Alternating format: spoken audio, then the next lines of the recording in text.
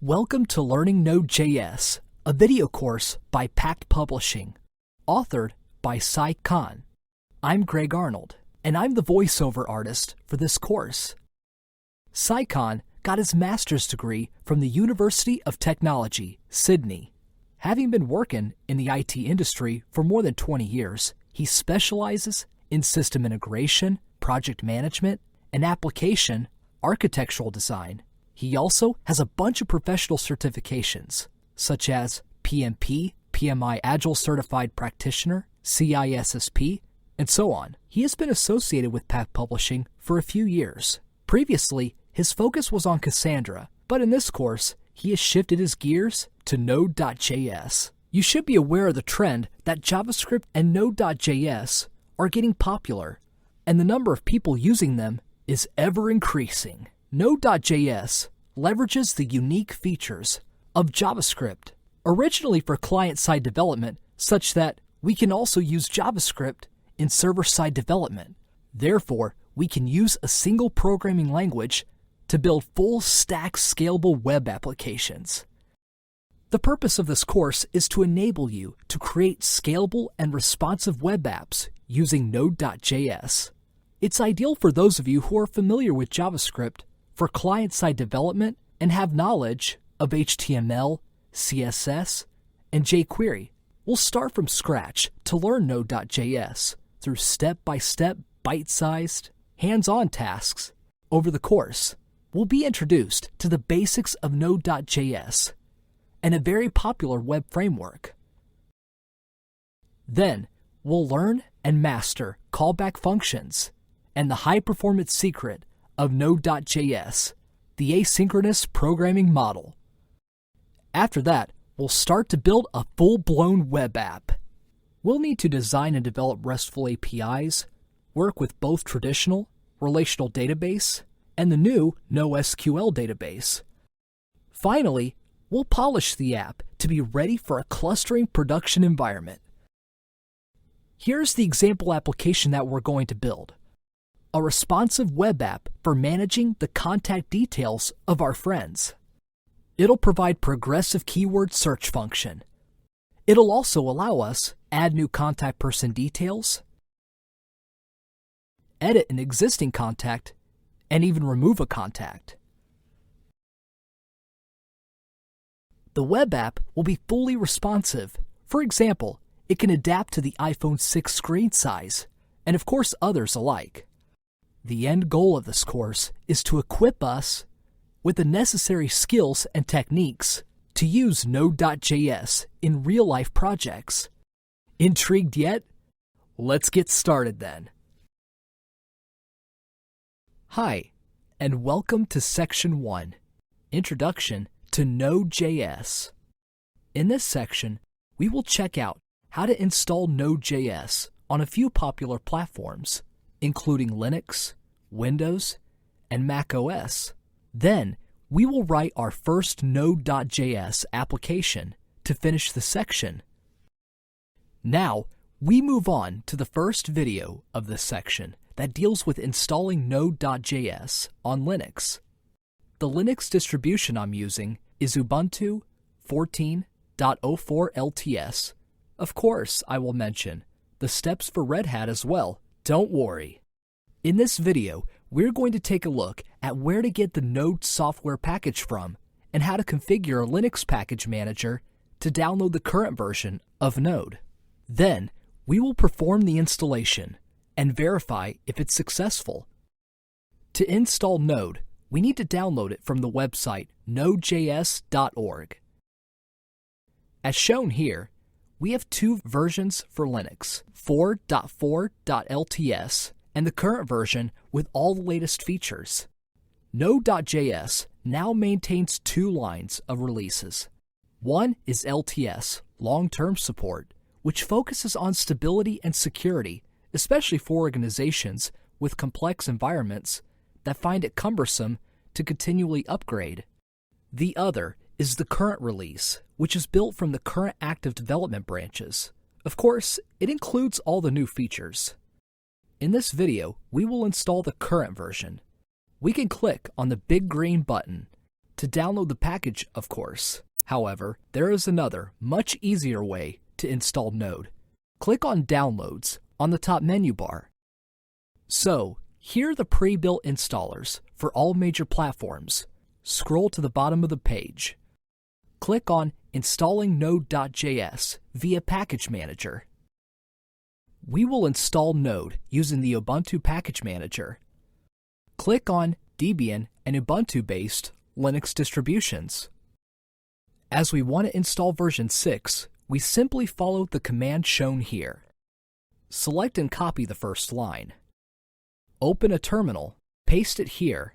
Now, the package manager is updating the package sources. When it's done, we may simply copy the command here. Type in sudo and paste the command and press enter. Enter Y to proceed. It's finished without any error.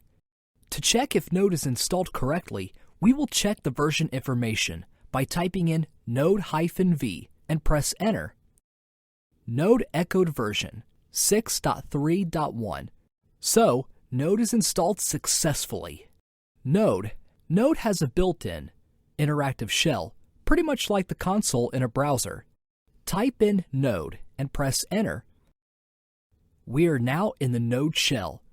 To test it briefly, type in console log hello Node.js. Hello Node.js is shown immediately without any problems. To exit the shell, press Ctrl+C twice or type .exit. Let's return to the web page. If you are using Red Hat instead of Ubuntu, you may follow similar instructions below for Yum. That's the end of this video. In this video, we have tried the easy way of installing Node on Ubuntu through the package manager. We have covered two popular Linux distributions, Ubuntu and Red Hat. In the next video, we will introduce how to install Node on Windows platform. Stay tuned. In the previous video, we looked at how to install Node on Ubuntu and Red Hat Linux. In this video, we're going to take a look at installing Node on a Windows machine. We will download the Windows installer for Node and walk through the installation steps. Then, we will verify the installation. Similar to the Linux installation, we go to the official Node website. We will still install the current version. Click on Downloads on the top menu. On the Downloads page, click on the big Current button. See the current version, version 6.3.1, is shown here. Click on Windows Installer to download the installation program. When the download is complete, run the MSI package. The Node installation program is based on a graphical wizard that will guide us the configuration and steps of the installation. Click on the Next button on the welcome screen. Read the end-user license agreement carefully. Check the Accept the license agreement and click on Next. As we don't need to customize anything for the installation, we simply use the default settings. Click on Next to go on. Then, click on Install to begin the installation. Windows may ask us for the permission to install the Node program on the computer. Click on Yes. The Setup wizard is now in the installing Node, which is not a long-running process, typically 1 or 2 minutes. Let's just wait for a while. Alright, the installation is now complete. Click on Finish to exit the Setup wizard. Node is now installed. We can access it on the Windows menu. There is a group called Node.js under Apps. We could double-click on the Node.js command prompt to launch the command line interface of Node. To verify the installation, we type in node-v. The version string is shown, so it's correct. We can also run Node.js on the interactive command line interface. Type in Node without any options. We have now entered the interactive shell. Here, type in console log hello Node.js on Windows. Good. Node echoed the hello Node.js string on the console, so the installation was successful. To exit the interactive mode, type in .exit and press Enter. We go back to the Windows command shell again. In this video, we have successfully installed Node.js on Windows using the very handy setup wizard downloaded from the official website. In the next video, we will cover the installation on a Mac machine. In the previous video, we looked at how to install Node on the Windows platform. In this video, we are going to take a look at installing Node on another very popular OS platform, Mac OS. We will use the easiest setup wizard to perform the installation, and we will verify if it's successful. As we did in the case of Linux and Windows, we will go to the Node.js official website to get the software. Click on Downloads on the top menu bar. We're going to install the current version, 6.3.1, as at the time of this recording. Click on the big Current button. The current version is changed to version 6.3.1. We may click on Macintosh Installer or the Mac OS X Installer item below. Click on the Macintosh Installer button. The download begins. We can check the download status here. The download completes. We can start the setup wizard by double-clicking on the downloaded package file. The welcome screen pops up. It says that the Node package will be installed in Local folder. Click on Continue. Carefully read the software license agreement. When finished, click on Continue. Click on Agree to go on. Click on the only choice of installation destination here. Click on Continue to proceed. As we are performing standard installation, click on the Install button to start the installation. Mac OS detects that we'd like to install a new software and is asking for the permission to proceed. Type in the account password. Click on Install Password. The installation is working on. When finished, we see that the installation was completed successfully. Click on Close to exit the setup wizard. Now, we're going to verify the installation. Open up a terminal. Type in node-v. So, Node is installed without any problems. Let's start the interactive shell of Node.js. Type in Node and press Enter. Type in console.log. Hello Node on Mac OS X.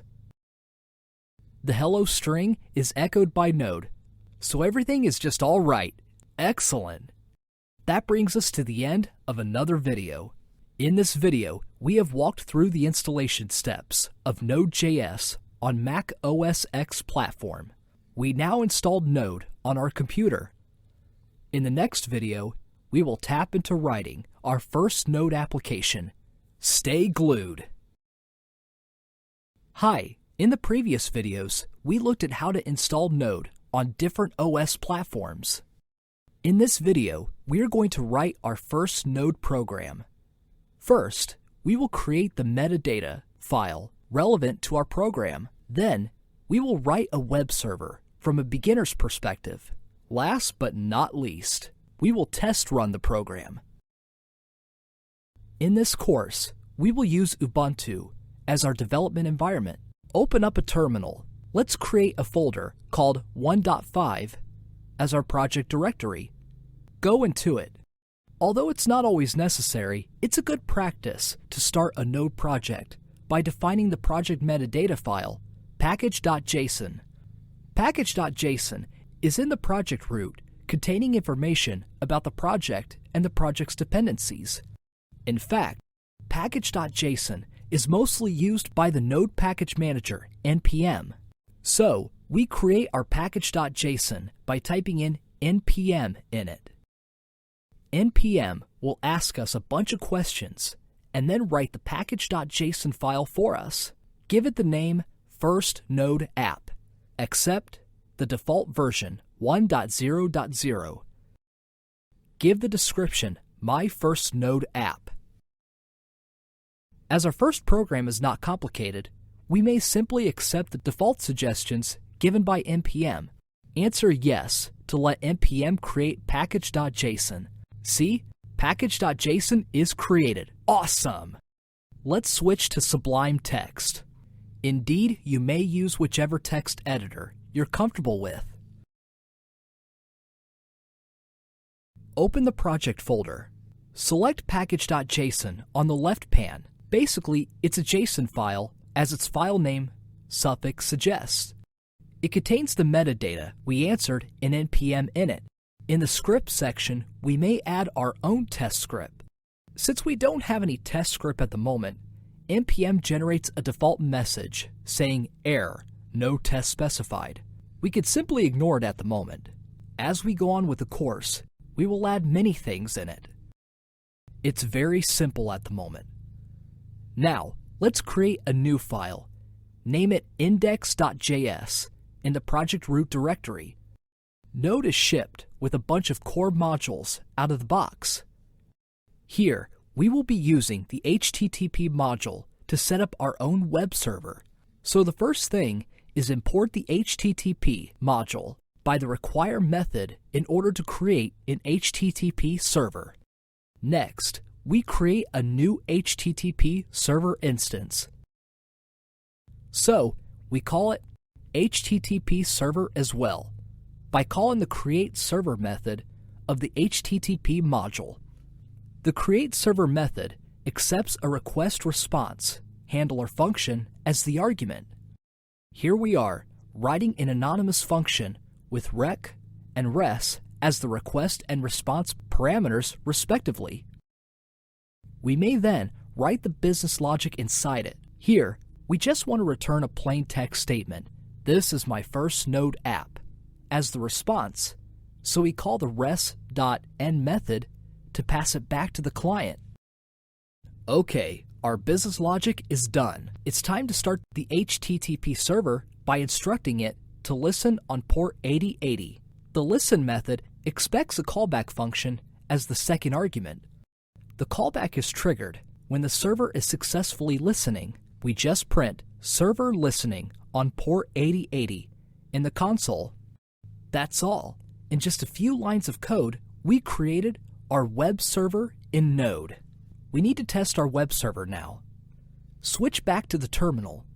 To run the web server, type in node index.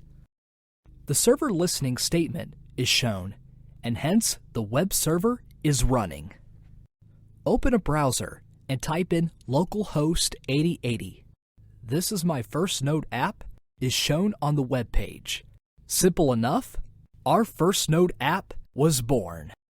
In this section, we have covered the installation of Node on many platforms. Also, we have written our first Node app, a simple web server with just 5 lines of code. Node is very powerful and efficient in handling a huge number of simultaneous requests at scale. In the next section, we will go deeper into developing a more sophisticated HTTP web application using the popular Express framework. Hi, and welcome to Section 2, Server-Side Development with Node.js. In this section, we will begin to write small programs to learn Node.js. We will create a simple web server, learn about NPM, and the basics of a very popular web application framework, Express.js, such as routes, HTTP request, and response objects, and so on. Now we move on to the first video of this section that modifies our first Node application done in Section 1 to accept request parameters. In this video, we're going to take a look at the HTTP request object using which we can pass a parameter to a URL. The web server will then extract the parameter and return an appropriate response. Through this example, we will also learn about local variables in a callback function. Let's go back to the terminal. Create a new directory, 2.1, and change the working directory to it. As we will build on the example in video 1.5, let's copy the files created in the previous video so that we don't need to start from scratch. Switch to Sublime Text. Open the 2.1 folder. Okay, this index.js is the one we built before. As we see here, the callback function, the first parameter is the HTTP request object that is received by the HTTP server. Instead of a static URL, we may pass parameters using the query string that can be extracted from the request object. Let's do that. Node provides a module called URL, which gives us a handful of functions to manipulate the request object. So we import it here. The URL variable is defined in this program file, and so its variable scope is global. It means that URL can be accessed throughout the program. Inside the callback function, we can create variables to facilitate the development of program logic. We can access the global variable URL in the callback as well. For example, here we create a query object variable to extract the query string from the request URL by calling the parse method of the URL object. This query object variable is only seen in the callback function. That's why it's called a local variable. We then create another local variable, greeting, to hold the content passed from the request query string. The parameter to be passed is named greeting, and so we may simply retrieve it from query object. The URL module makes the query parameters as properties of query object. We can use the double pipe operator here. It is a shorthand to make query object.greeting optional. It is equivalent to if query object.greeting is false, that is, there is no greeting, the default greeting string will be used. Now we append the greeting to the first Node app statement. Save and go to the terminal to run the server. Type in node space index and press enter. Switch to the browser and go to localhost 8080. As no greeting parameter is given, the default greeting is appended. Check what happens if we add in greeting equals hello world in the address bar. See? Hello world is appended this time. So, in this video, we have made a simple web server to accept a greeting parameter from the URL query string and give back different responses accordingly. We also learned about global and local variables. In the next video, we learn about how to use npm to install modules and libraries to add more functions to our program. In the previous video, we created a simple web server processing a greeting parameter in the HTTP request object. In this video, we're going to take a look at the Node Package Manager, npm. We usually use npm down the road to manage Node modules and libraries to construct a real-life Node project. We will look at global and local package installs respectively and get ourselves familiar with some frequently used npm commands. First, make a directory 2.2 and change to it. Typically, when we create a new Node project, we use npm init, just like what we did in section 1. It's a wizard asking us a few questions and then generates the package.json file accordingly. npm has two modes of package installation, namely local and global. Let's try local install first. Type in npm install express --save and press enter. This command tells npm to download and install the Express package locally and save the version information of the Express package into the package.json file. Let's check package.json. Type in cat space package.json and press enter. See, Express is added to the dependencies section. It's the --save command option that saved the package version. It's very useful because it tells us the exact packages that the Node project is using. If we want to check the locally installed packages, we can type in npm list --depth equals 0 and press enter. npm will tell us the local packages installed. Here, we only have Express. Apart from the local install, npm also has the global install option. Global install is to install packages, usually utilities or tools that can be accessed throughout the whole system. For example, we may install an Express project generator like this. The -G option is to tell NPM to install globally. Oops! As the global install sometimes requires administrator permissions, we may encounter errors like this. Run again by using sudo. Runs fine this time. We see a tree here showing the dependencies of the Express generator package. NPM has handled them gracefully for us. We may also use list command to check the global packages by adding a -G option. In our system, we only have NPM and Express generator installed globally. Also, we install a very handy tool called Node.js, which can monitor any changes in the JavaScript files and restart Node automatically. Finally, we may check the configuration of NPM and Node using npm config list. As shown here, the Node executable is in the /usr/bin folder, /sh. In this video, we have walked through the basic usage of NPM and tried both global and local package installations. In the next video, we will start using the Express framework to build our web application.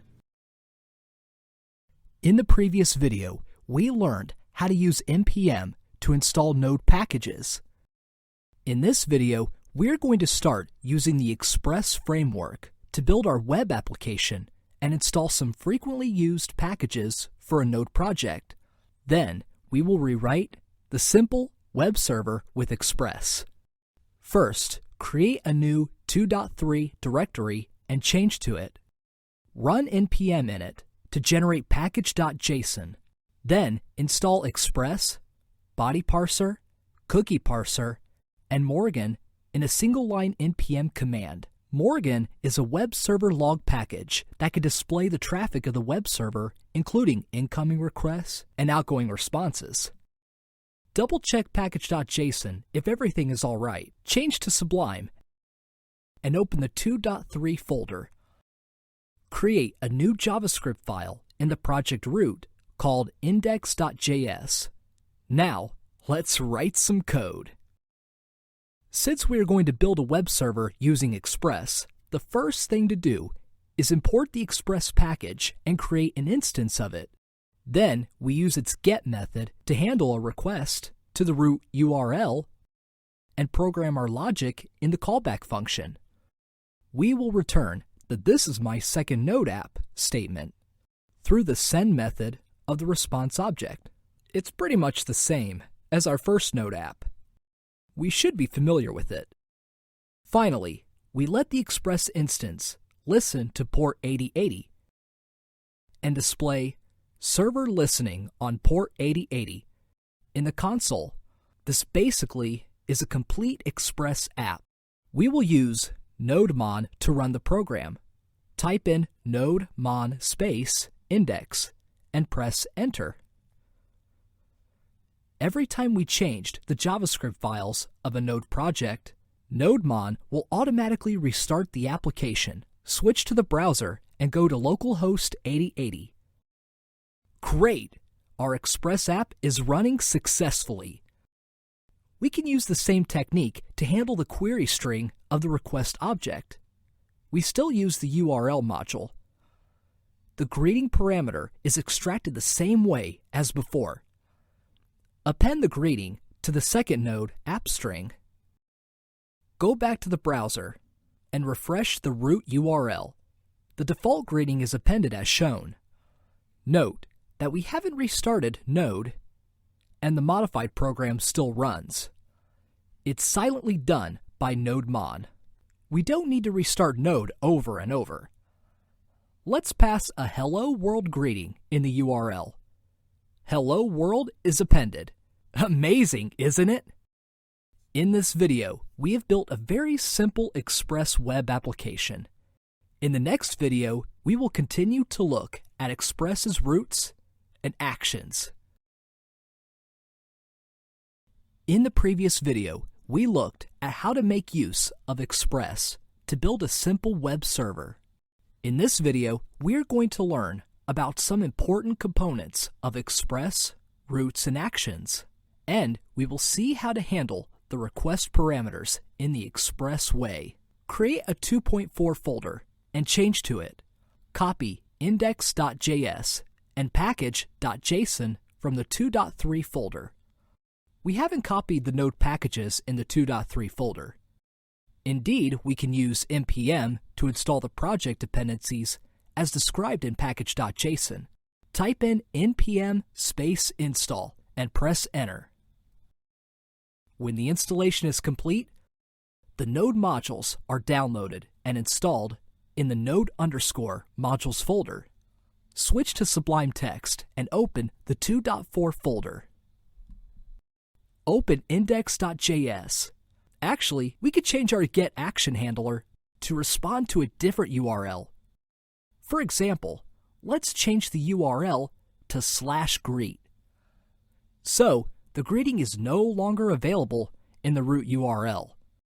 Switch to the terminal. Run nodemon space index and press enter. We could try localhost 8080 again. An error message, cannot get / is shown. It's expected because we don't have any action handler for the GET request at the root. Let's change to localhost 8080 /greet. It works now. Add a greeting parameter. Once again, hello world. See? Absolutely no problem now. It's very typical for people to access the root URL of a web application. So, we should have a home page for that. Let's do it. Switch back to Sublime Text. We can add a new get action handler for the root. When it comes to the root, we simply return the home page to the browser. Now, when we access the root, we don't have the cannot get / message. The home page is shown instead. Before we finish this video, we will add one function to our web server. As mentioned previously, Morgan is a web server logger. We can activate it by using the app.use method. App.use is an example of an Express middleware that we will cover later in this course. An important concept of Express is the execution sequence, app.use, app.get, app.post, and so on. We put Morgan before the first app.get action handler. It means that Morgan will handle every incoming request here. It just logs all web traffic. Morgan provides a bunch of log formats for us to choose from. The short parameter of Morgan is to configure the log format. Refresh the browser. Go back to the terminal. A line is shown in the console basically saying the GET request to the root and the response returned, and the HTTP status code 304 means the page has not been modified. It's just retrieved from the browser cache. We may try the greet URL now. The default greeting is the same. And so, the HTTP status code is 304. However, if we add the greeting parameter to the query string, the HTTP status code becomes 200. Every time we use the greeting parameter, we have to type the greeting parameter explicitly in the query string. It's not very convenient. An alternative way is to embed the parameters to the URL. Here, we modify the route /greet to have a following parameter named statement. The colon before the statement tells Express that this portion is dynamic in nature. We can then remove the query object statement. We directly use the params property of the request object. We retain the local greeting variable. Now, let's give it a try. We can now append hello at the end of the greet URL. See, hello is placed at the end of the second node app string. We don't need to spell out the parameter name repeatedly. It's much simpler now. Excellent! In this video, we have looked at how to add multiple routes, routes, and action handlers to an Express application. We also enabled Morgan to log the web traffic and simplified the parameter passing mechanism. In the next video, we will look at the HTTP header and the response object. In the previous video, we learned how to add routes and handle parameters in an Express app. In this video, we're going to add a default page not found error handler by which the importance of the order of the action, handlers, and middleware will be explained. Also, we will cover how to use the HTTP response header. Create a folder named 2.5 and change to it. Copy all files from the 2.4 folder. Change to Sublime Text and open the 2.5 folder. Start NodeMon and change to the browser. Go to localhost 8080/XYZ.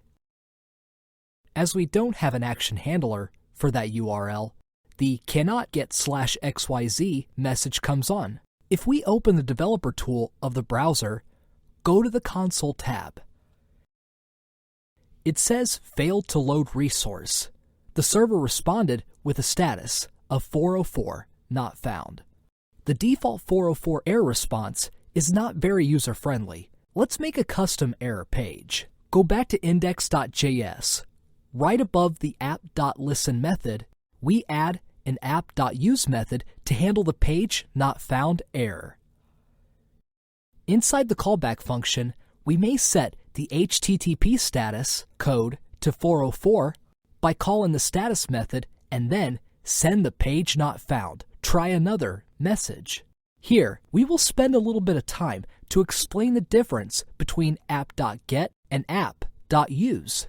The first parameter of app.get is a route, or a URL pattern, which is the condition to be met to execute the callback function in the second parameter. It is equal if the route is met. Then, it executes the callback. On the other hand, app.use accepts a single parameter only, actually a function. It runs unconditionally. So, if the newly added error handler is put just below the global variable declarations, what do you think will happen? It would run for every incoming request, and the custom error page would be returned to the browser, and the subsequent app.get action handlers wouldn't have any chance to run. So, be very careful about the sequence of the action handlers and middleware of Express. Okay, let's go back to the browser and try the XYZ path again. Our custom error page is shown. On the Network tab of the Developer tool, we could check the details of the HTTP request and response. Click on XYZ. Then, click on the Headers tab. The status code is 404 not found. With Express, we may add custom fields in the HTTP header. Go back to index.js. In the greet action handler, we add res.set header parentheses single quote token single quote comma single quote my dot little dot secret single quote closed parentheses semicolon. Here, we add a token to the HTTP header, technique for token-based authentication of a web application. Let's test it. Visit the greet hello URL again. Check the Headers tab. In the response headers, a token is inserted. We can also set the status code instead of the default 200 OK status code. For example, we could set the status to be 201. Visit a new URL, localhost 8080/greet/morning. See, the status code is 201, created. In this video, we continued to look at middleware and action handlers. We also tried to manipulate the HTTP header and status code. These are the foundation for building a RESTful API in later sections. In this section, we have created a simple web server through which we also learned the basic techniques of developing server-side web application using the Express framework, such as routes, action handlers, and middleware. In the next section, we will start to enhance and refactor the web application to deep dive into the powerful features of Express. Hi, and welcome to Section 3, deep dive into Express.js. So how are we feeling after the last section? Not too bad, right? Keep it up, you're doing great.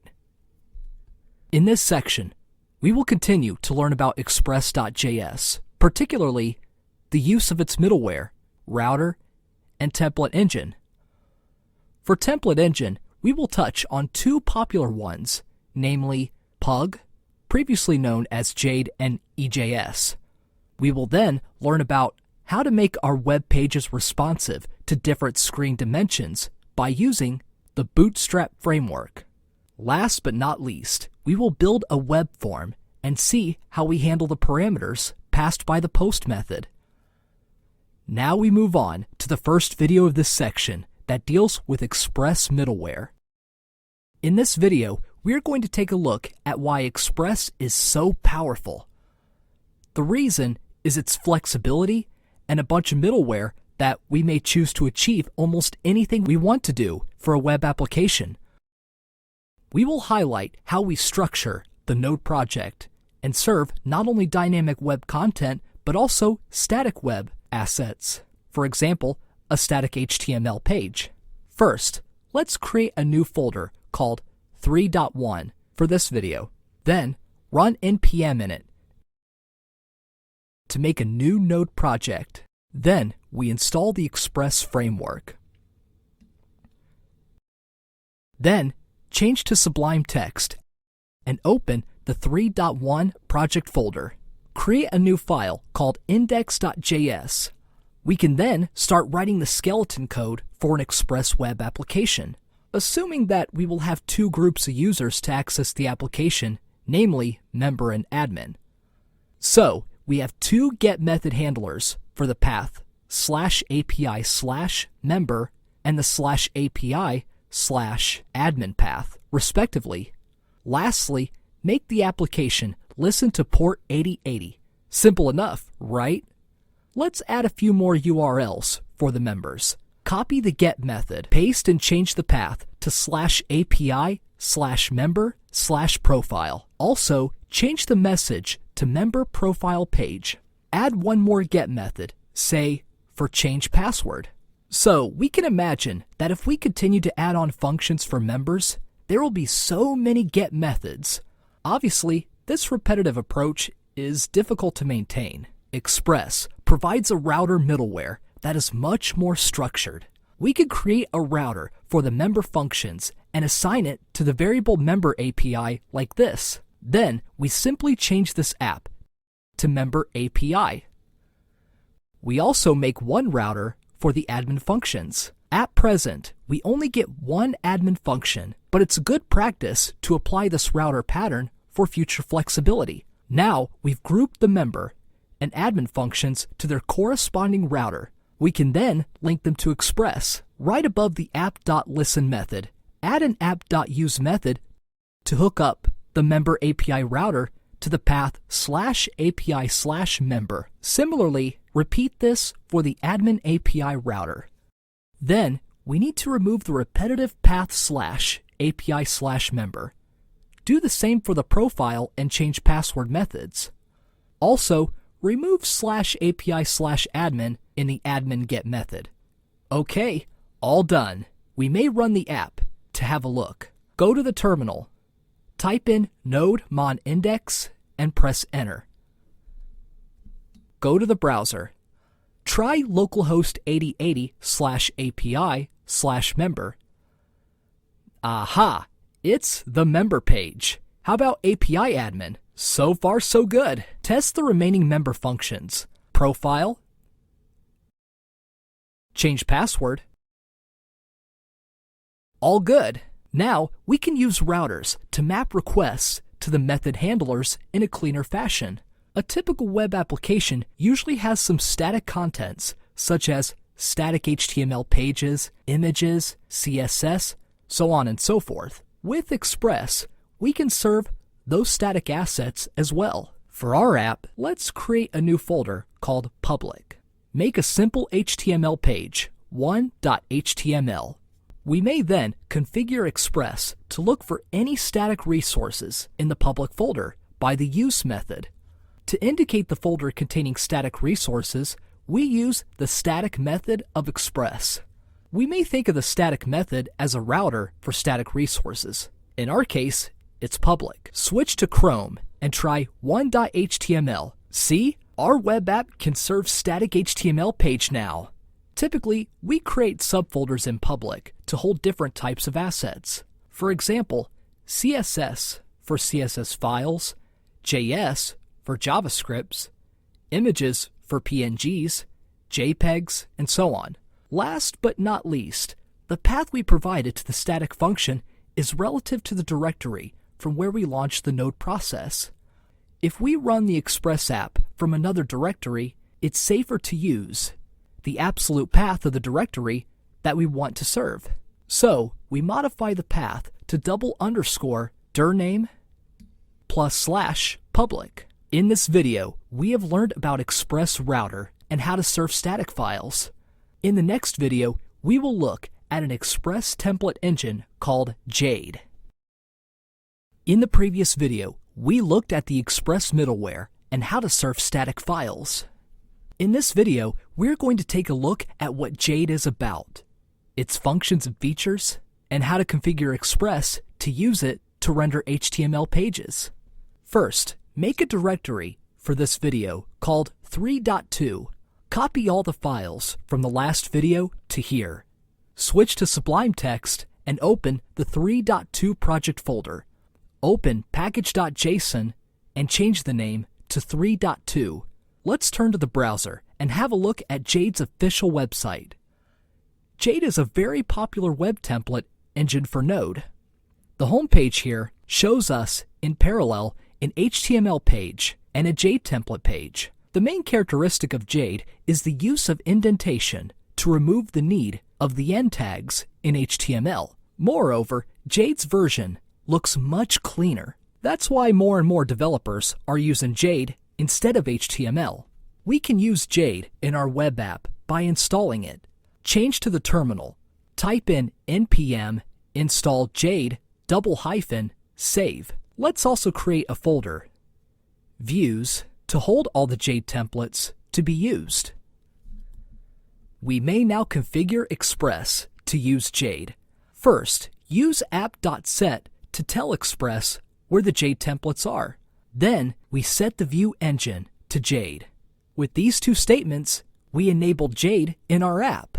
Then, we create a template called to.jade in the Views folder. We start from HTML, then press the Tab key, Head.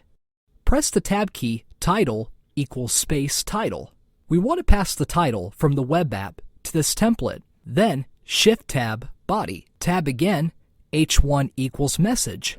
Message is another variable that we will pass its value from the web app. Save it. Alright, this is our first Jade template. Now, we need to hook it up to the Express middleware chain.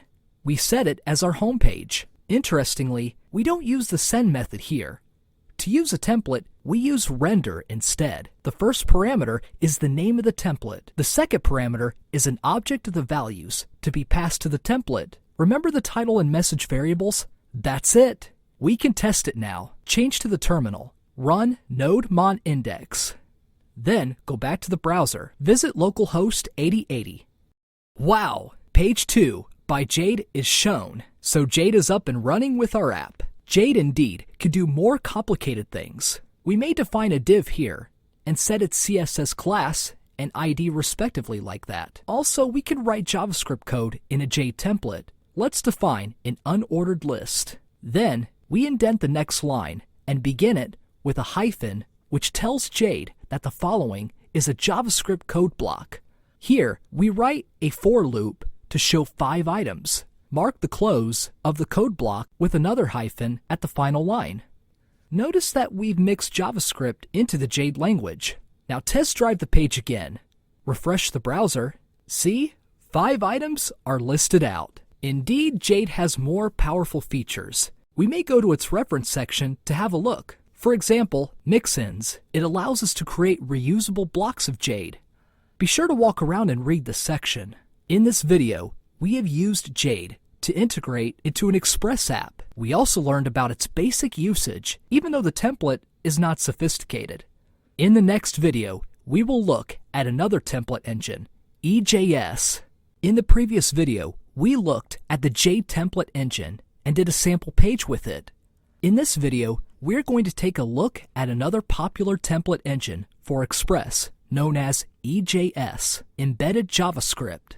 We will get started with the basics of EJS and its syntax. And of course, we will build a sample page with EJS and Express. We first create a folder for this video called 3.3. Copy all the files from the folder of the previous video. Go back to Sublime Text and open the project folder. Change the name in package.json to 3.3. Save. Before we proceed, let's uninstall the Jade package and install the EJS package instead. Okay, now let us visit the official webpage of EJS, embeddedjs.com. Here is the one-statement description of EJS. It's a client-side templating language that was originally part of JavaScript MVC, which is a complete framework for client-side development. As its name suggests, EJS embeds logic into an HTML page, and so EJS is much more similar to Java Server Page, JSP, and PHP. It means that we don't need to learn a new template language such as Jade. EJS combines data and a template to generate the HTML. JavaScript inside the EJS start and end tags composed of angle brackets and percentage signs is executed. Okay, enough theory. Let's write some code. First, create two folders under views, namely pages and partials. The pages folder stores all whole EJS pages, and the partials folder only for partial pages. In a nutshell, partial pages are the building blocks of the larger pages, and they can be reused. We will create a few EJS files now. First, 3.ejs in pages. Next, header.ejs and footer.ejs in partials. They are blank files at present, and we will come back to fill in the code later. In order to make Express be able to interpret EJS, we need to change the view engine property to EJS in index.js, and then we change the render method of the root to pages/3. We want to pass variable called tagline to the EJS page, so we set the tagline as shown. Get back to 3.ejs. Here, we create the page as if it were HTML. Inside the body tag, we insert a div of class, header, as a placeholder for header.ejs. EJS allows us to do so by the include directive. We simply give the path of the header.ejs, which is now in the partials folder. We then insert another div under header as the location for the main content. Our content is just a tagline and a for loop to list out 5 items as an unordered list. Finally, we do the same to header.ejs for footer.ejs. What's next? Of course, the footer and the header.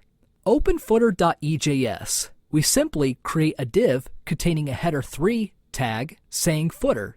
For header, it's also a div containing a header3 tag saying header. Now, we may run the application. Go back to the terminal and run nodemon index. Visit localhost 8080 in the browser again. The page clearly shows a header, a footer, and a main content with page 3 as the tagline passed from index.js and a list of 5 items generated by the for loop. Great! In this video, we learned about EJS. We also have got EJS up and running with Express. Personally, I prefer EJS as compared to Jade because I'm more familiar with JSP. In the next video, we will be one step further to make our web app responsive to different screen sizes by using the Bootstrap framework. In the previous video, we learned how to use EJS as our web template engine. In this video, we're going to take a look at how to make a responsive web app. We will use the Bootstrap framework to make our web pages responsive to different screen sizes. So, we will learn how to install, configure Bootstrap, and reuse the existing Bootstrap template to quickly make a landing page for our app. First, create a new folder 3.4 for this video. Copy all the files from the previous video. Go to Sublime Text and open the project folder we've just prepared. Change the name to 3.4 in package.json. Okay, let's introduce Bootstrap and then come back to write some code. The official Bootstrap website is getbootstrap.com. The tagline says Bootstrap is the most popular HTML, CSS, and JS framework for developing responsive, mobile-first projects on the web. So, Bootstrap is indeed a set of front-end technologies to realize the notion of mobile-first application design. Mobile devices, because of their screen size limitation, usually have simpler and clearer design than desktop computers. Therefore, it's easier to scale up a mobile design to a desktop rather than scale down a desktop design to a mobile one. By mobile first, it means that we should start designing our web app based on mobile devices instead of desktop computers. Alright, click on Download Bootstrap. Bootstrap provides a bunch of ways of installation. For our project, we simply download it by clicking the Download Bootstrap button here. When the download is complete, extract the archive to the public folder in our project. As shown here, Bootstrap artifacts are installed in the CSS, fonts, and JS folders. They are ready for our use now. Bootstrap also provides a few standard templates, which are at our fingertips so that we don't need to fully understand its fine details and can apply it immediately to our web app. Let's choose the narrow Jumbotron. Launch the Chrome Developer Tools. Turn on the Toggle Device toolbar. We may select different device screen sizes to visualize how the template would respond to it. That's why it's called responsive. We will use a shortcut method to steal this template for our own use. Select View Source. Select All and copy. Create a new file, 4.ejs, as our landing page in the Pages folder. Then, paste the narrow Jumbotron source code into it. For the sake of simplicity, we delete all scripts that cater for the Internet Explorer. We also need to copy the Jumbotron narrow.css. Go back to the browser, click on Jumbotron-narrow.css, select all and copy. Create a new file in the CSS folder. Paste the copied CSS code. Save as Jumbotron-narrow.css. Following the EJS approach, we may divide 4.ejs into parts for a better chance of reuse. Right below the div container, include for header.ejs. Move this code block to header.ejs. Right above the end of the div container, we insert another include for footer.ejs. Also move this code block to footer.ejs. Create a new EJS in partials called index.ejs. Move the main content part to index.ejs. Remember to add an include for index.ejs. We may further simplify for.ejs by extracting the code inside the head tags to a new callhead.ejs. In partials, always add an include for the removed code. We need to modify the paths to fit for our project structure. Finally, change the root to for in index.js and remove the tagline variable. Run the app. Visit localhost 8080. Launch Developer Tools again. Turn on the Toggle Device toolbar. Try different screen sizes. All looks good. There are other goodies on the Bootstrap website. You should spend some time browsing there to learn the full power of it. In this video, we have successfully modified our app to be responsive using Bootstrap. We also learned the shortcuts to make it happen and use the browser developer tools to test the app. In the next video, we will look at how to handle a data entry form using the post method. In the previous video, we learned how to render responsive web pages using Bootstrap. In this video, we're going to take a look at building a data entry form for user input. We will then learn how to use the form parameters using an Express middleware. First, make a project folder 3.5 and copy all the files from the project folder of the previous video. Switch back to Sublime Text, open the newly created folder, and change the name to 3.5 in package.json. With Bootstrap, we can easily mock up commonly used web pages, for example, a data entry form. Go to Bootstrap's website, click on CSS. Under the Forms section, there are many pre-built form templates for our reference. This is the basic example, but it looks too bulky. Let's look for some others. This is an inline form. This horizontal form looks good. Below the preview, we can find the source code for the form. Before we copy this code for our own use, we need to do some preparation in our project. Let's create a new EJS called 5.ejs in Pages.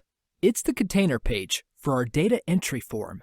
Copy the HTML code from 4.ejs. Paste here. Change the content part to hform, which we are going to create. Save. Create the hform.ejs in partials. Go back to the Bootstrap website. Click on Copy at the top right corner here, and paste the code to hform. Save.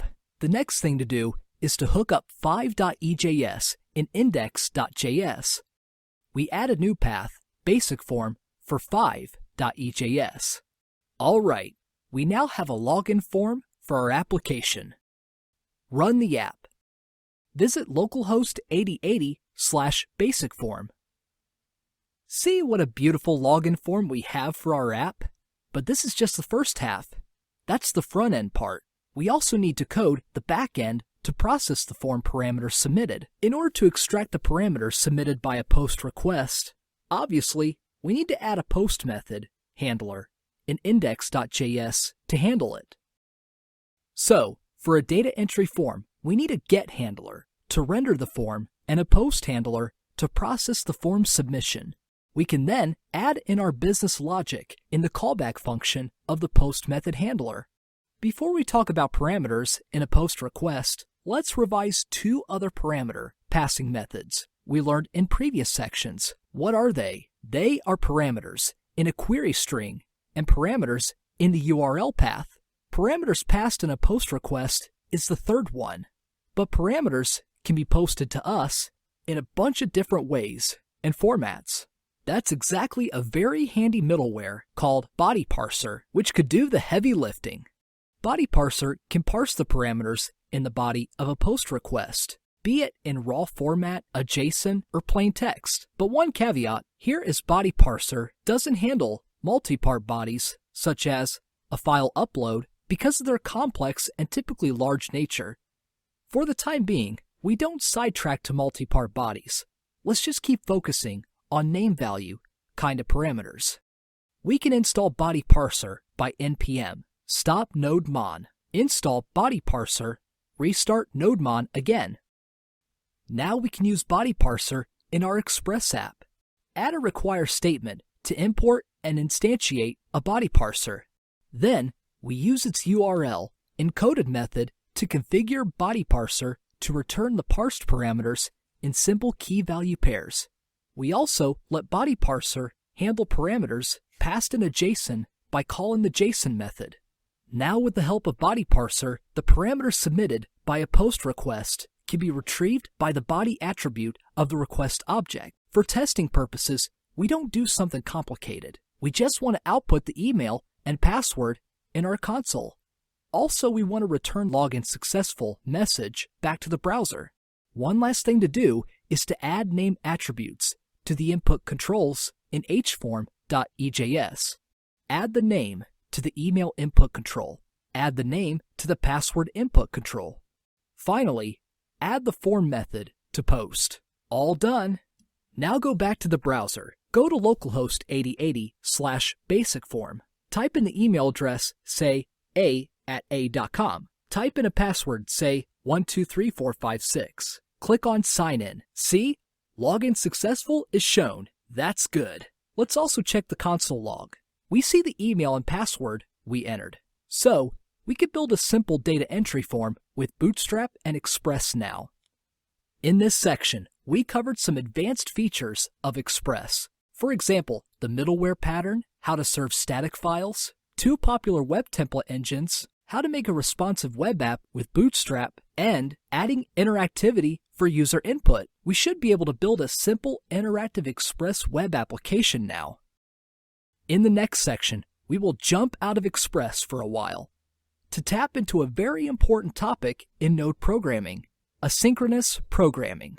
Asynchronous programming is a technique at the corner to differentiate us from a Node beginner. So, stay tuned. Hello, and welcome to Section 4, Asynchronous Programming. In this section, we will learn asynchronous programming, which is a very important programming technique in JavaScript and Node.js. We will look at why Node can achieve a very high I/O performance through the event loop. Then, we will tap into callback functions and the error first pattern. Finally, we will learn the basics of async.js and promises. Now we move on to the first video of this section that deals with the event loop. In this video, we're going to take a look at the single-threaded concurrency model of Node.js, which is based on non-blocking I/O operations. We will also learn how to set delays in a Node program. Asynchronous programming is a paradigm in which the flow of the program is determined by events. For example, mouse clicks, key presses, and incoming requests. Typically in a computer system, input and output are the most expensive operations. The system needs to wait for the I/O operations to be complete, and hence, it's called blocking I/O or synchronous I/O. They involve waiting time, which is usually the performance bottleneck of a system. We all know that Node is a very high-performance server. What makes Node.js so popular and different from others is that it uses event-based programming model and non-blocking I/O operations at its heart. Node takes an approach that serves all the requests from a single thread known as the event loop. When Node receives a request from a client, it will put the request into an event queue. The event loop runs indefinitely to retrieve a request in the event queue. In one case, if the request doesn't involve a blocking I/O operation, Node will simply process and prepare the response and send it back to the client. In another case, if the request requires blocking I/O operation, Node will delegate it to a worker thread in thread pool to work on the blocking I/O operation. The blocking I/O operation may be associated with a callback function. When the blocking I/O operation is complete, the worker thread will prepare the response and send it back to event loop, which then runs the callback function and sends the response back to the client. Therefore, the main program is not blocked by the I/O operations. So, Node keeps a single-threaded event loop for our code, and everything else runs in parallel. That's the secret why Node has such a high I/O performance. Go to the terminal, create a new project folder, 4.1, and change to it. Run npm init. We simply accept all the defaults. Switch to Sublime Text and open the project folder that we've just created. Create a new file called index.js. We're going to make a program to test the asynchronous nature of Node. Type in console.log, the first statement. Make another. Make the third one. Run the program. It seems that the program statements run in sequence. Node comes with a function called setTimeout, which can delay the execution of a piece of program code. The first parameter is a wrapper of the code to be delayed, and the second parameter is the time to be delayed in milliseconds. Let's apply it to the second console.log statement with a delay of 2 seconds. Run the code again. The behavior of the program is different. We have the first and third statement displayed before the second statements, Why? Because we added a delay to the second statement. The second statement is now a blocking operation, and the first and the third are not. The event loop simply executes our code asynchronously, and so the first and third non-blocking code run without waiting. And then after 2 seconds, the second statement comes back. With the setTimeout function, we can assign how long the delay should be. Think about the cases if we can't estimate how long the blocking I/O operations could finish. It seems that we can't control the program flow, right? We will have answers to this question in the next video. In this video, we have learned that Node has a single threaded event loop running indefinitely to serve the requests. We also wrote some code to test the asynchronous behavior of Node. In the next video, we will go deeper into the callback functions. In the previous video, we looked at Node's event loop. In this video, we're going to take a look at callback functions and some conventions adopted in Node.js. We will also highlight an anti-pattern called callback hell. In JavaScript, functions are first-class objects. That is, functions are of the type object, and they can be used in a first-class manner, like any other object, since they are in fact objects themselves. They can be stored in variables and passed as function arguments. We could pass a function as an argument in another function, and later execute that passed-in function, or even return it to be executed later. This forms the essence of using callback functions in JavaScript. Callback functions are derived from a programming paradigm known as functional programming. At a fundamental level, functional programming specifies the use of functions as arguments. Let's make a Node program to learn about callback functions. Go to the terminal, create a project folder 4.2 and change to it. Run npm init and use the defaults. Switch back to Sublime Text and open 4.2 as the project folder. Create a new file called index.js. First, make an array to hold a few fruits: apple, banana, grapes, and orange. We can use a for loop to iterate through the array to output each array element to the console. Run the code. No magic here, it's so simple. However, we may also use a callback function to achieve the same result. In JavaScript, the array type provides a for each method. It executes a provided function or a callback function once per array element. So let's try for each. Write a title using callback. We may then call the for each method of the fruits array. We use an anonymous function as the callback. The first and second arguments are the variable of the array element and the index in the array respectively. Run the code again. It produces the same result as the for loop case, but it does give us some benefits behind the scenes. First, it's more readable than the for loop one, and so the code documents itself. Second, as we're using callback functions, it actually executes asynchronously, and the execution sequence is serialized. Let's say we add a random delay to the console.log function in both cases. Guess what? Run the code. See, the first 4 rows were produced by the for loop and the last 4 by the for each method. It's clear that in the for loop case, since we added at least 1 second delay to each console.log statement, the loop had been completed before the delayed execution, and so the variable I is 4. The 5th array element doesn't exist, and so is not defined, and the delay variable d is the same. But for the for each method, it behaved as what we expected. Since Node is an asynchronous programming model, the heavy use of callback functions is conceivable. To maintain a consistent programming style, Node introduced the error-first pattern, also known as the Node-style callback. There are 2 rules of the error-first pattern. Number 1, the first argument of a callback function is reserved for an error object. If an error occurred, it will be returned by the first error argument. Rule number 2, the second argument of the callback function is reserved for a successful response data. If no error occurred, the first argument will be set to null and the successful response data will be returned in the second argument. For example, we may create another file called index2.js. We can make a new callback function. It shows an error to the console if there is an error, or otherwise just outputs the successful response data to the console. Now we create a function to add two numbers and return the result with a callback function. We check the data type of the arguments x and y. If any of them is not a number, we return an error object to the callback. Let's make a few test cases for the function. Run the code.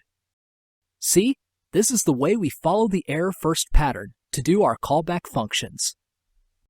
Last but not least, if we need to add from 1 to 5 with the addNumbers function, we may add 1 and 2 first, and then add 3 to the callback result, and then add 4 to the callback result, and then add 5 to the callback result, and print out the result finally.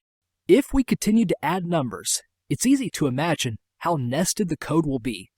There will be so many nested callback functions. Although the code is functional, it's indeed an anti-pattern called a callback hell, or pyramid of doom. We should avoid programming a callback hell. In fact, we have different solutions to this problem, and they will be covered later. In this video, we have learned JavaScript callbacks and Node-style callbacks. We also look at the so-called callback hell problem. In the next video, we will learn how to use a sync.js library to solve the callback hell problem. In the previous video, we looked at callback functions and the callback hell problem. In this video, we're going to take a look at how to control the asynchronous program flow and solve the callback hell problem. We will focus on a library called async.js here. Create a new folder, 4.3, and change to it. Copy the files from folder 4.2 of the last video. Change to the Sublime text and open the project folder. Change the name to 4.3 in package.json. Open index2.js. We stopped at the callback hell problem in the last video. One possible solution is async.js. Async.js is a utility module to simplify the working with asynchronous JavaScript programming. It actually provides a bunch of very handy functions for functional programming and asynchronous control flow. It also follows the error first pattern. In this video, we won't cover the details of each and every function of async.js. We'll touch on the waterfall method and the parallel method as an introduction. We should spend some time on its website to study the other functions. Go back to the terminal, run npm to install async.js. We start from the waterfall method. The waterfall method accepts an array of functions as the tasks to be executed in sequence. Each function in the array is passed a node-style callback that must be called upon completion. So our previous example of an addition from 1 to 5 can be rewritten with the waterfall method like this. We begin adding 1 and 2 by calling the async.apply method to pass parameters to the addNumbers function. The first argument, arg1, of the second function is the result from the last step. After we added 5, we use the waterfall method's callback to display the result. So, this is the async.js version, which appears to serialize or flatten the nested callback hell. All right. Another popular async.js method is parallel. For example, we want to show the measurement of vital signs, including blood pressure, respiration rate, temperature, and pulse rate. Obviously, the measurements of the vital signs are independent to each other and can be done in parallel. We may then pass an array of the measurement functions to the parallel method. Each measurement returns the vital signs to the result array of the parallel method through the passed callback function. So, when all the measurement functions are complete, we can retrieve the vital signs in the results argument of the parallel method's callback function. Go back to the terminal, then run the code. Not difficult, right? In this video, we have used the async.js library to solve the callback hell problem and tasted the power of the waterfall and parallel methods. In the next video, we will look at an alternative way to control the program flow known as promise. In the previous video, we looked at the async.js library. In this video, we're going to take a look at the promise object. We will learn what a promise is, its states, and how to chain promises together to solve the callback hell problem. Firstly, what is a promise? Promise is indeed a JavaScript object for asynchronous computations. As its name suggests, a promise represents an operation that is in progress, but is promised to complete in the future. Eventually, the operation may be a success or a failure, and so we associate handlers to cater for them. So, a promise is similar to a state machine. It has three states, namely pending, fulfilled, and rejected. A pending promise is the one in progress and can become either fulfilled with a value or rejected with a reason. The handlers are the callback functions that we provided for the fulfilled and the rejected states. They are the then method and the catch method, respectively. Both methods return promises, such that they can be chained together. To implement a promise, we usually use a library called CRUD. As it says here, if a function cannot return a value or throw an exception without blocking, it can return a promise instead. But before we can use it, we need to install it into our project. Create a new folder, 4.4, and change to it. Run npm in it to generate a new node project. Then run npm to install CRUD. Change to Sublime Text and open the project folder. Create a new index.js. Import the CRUD library.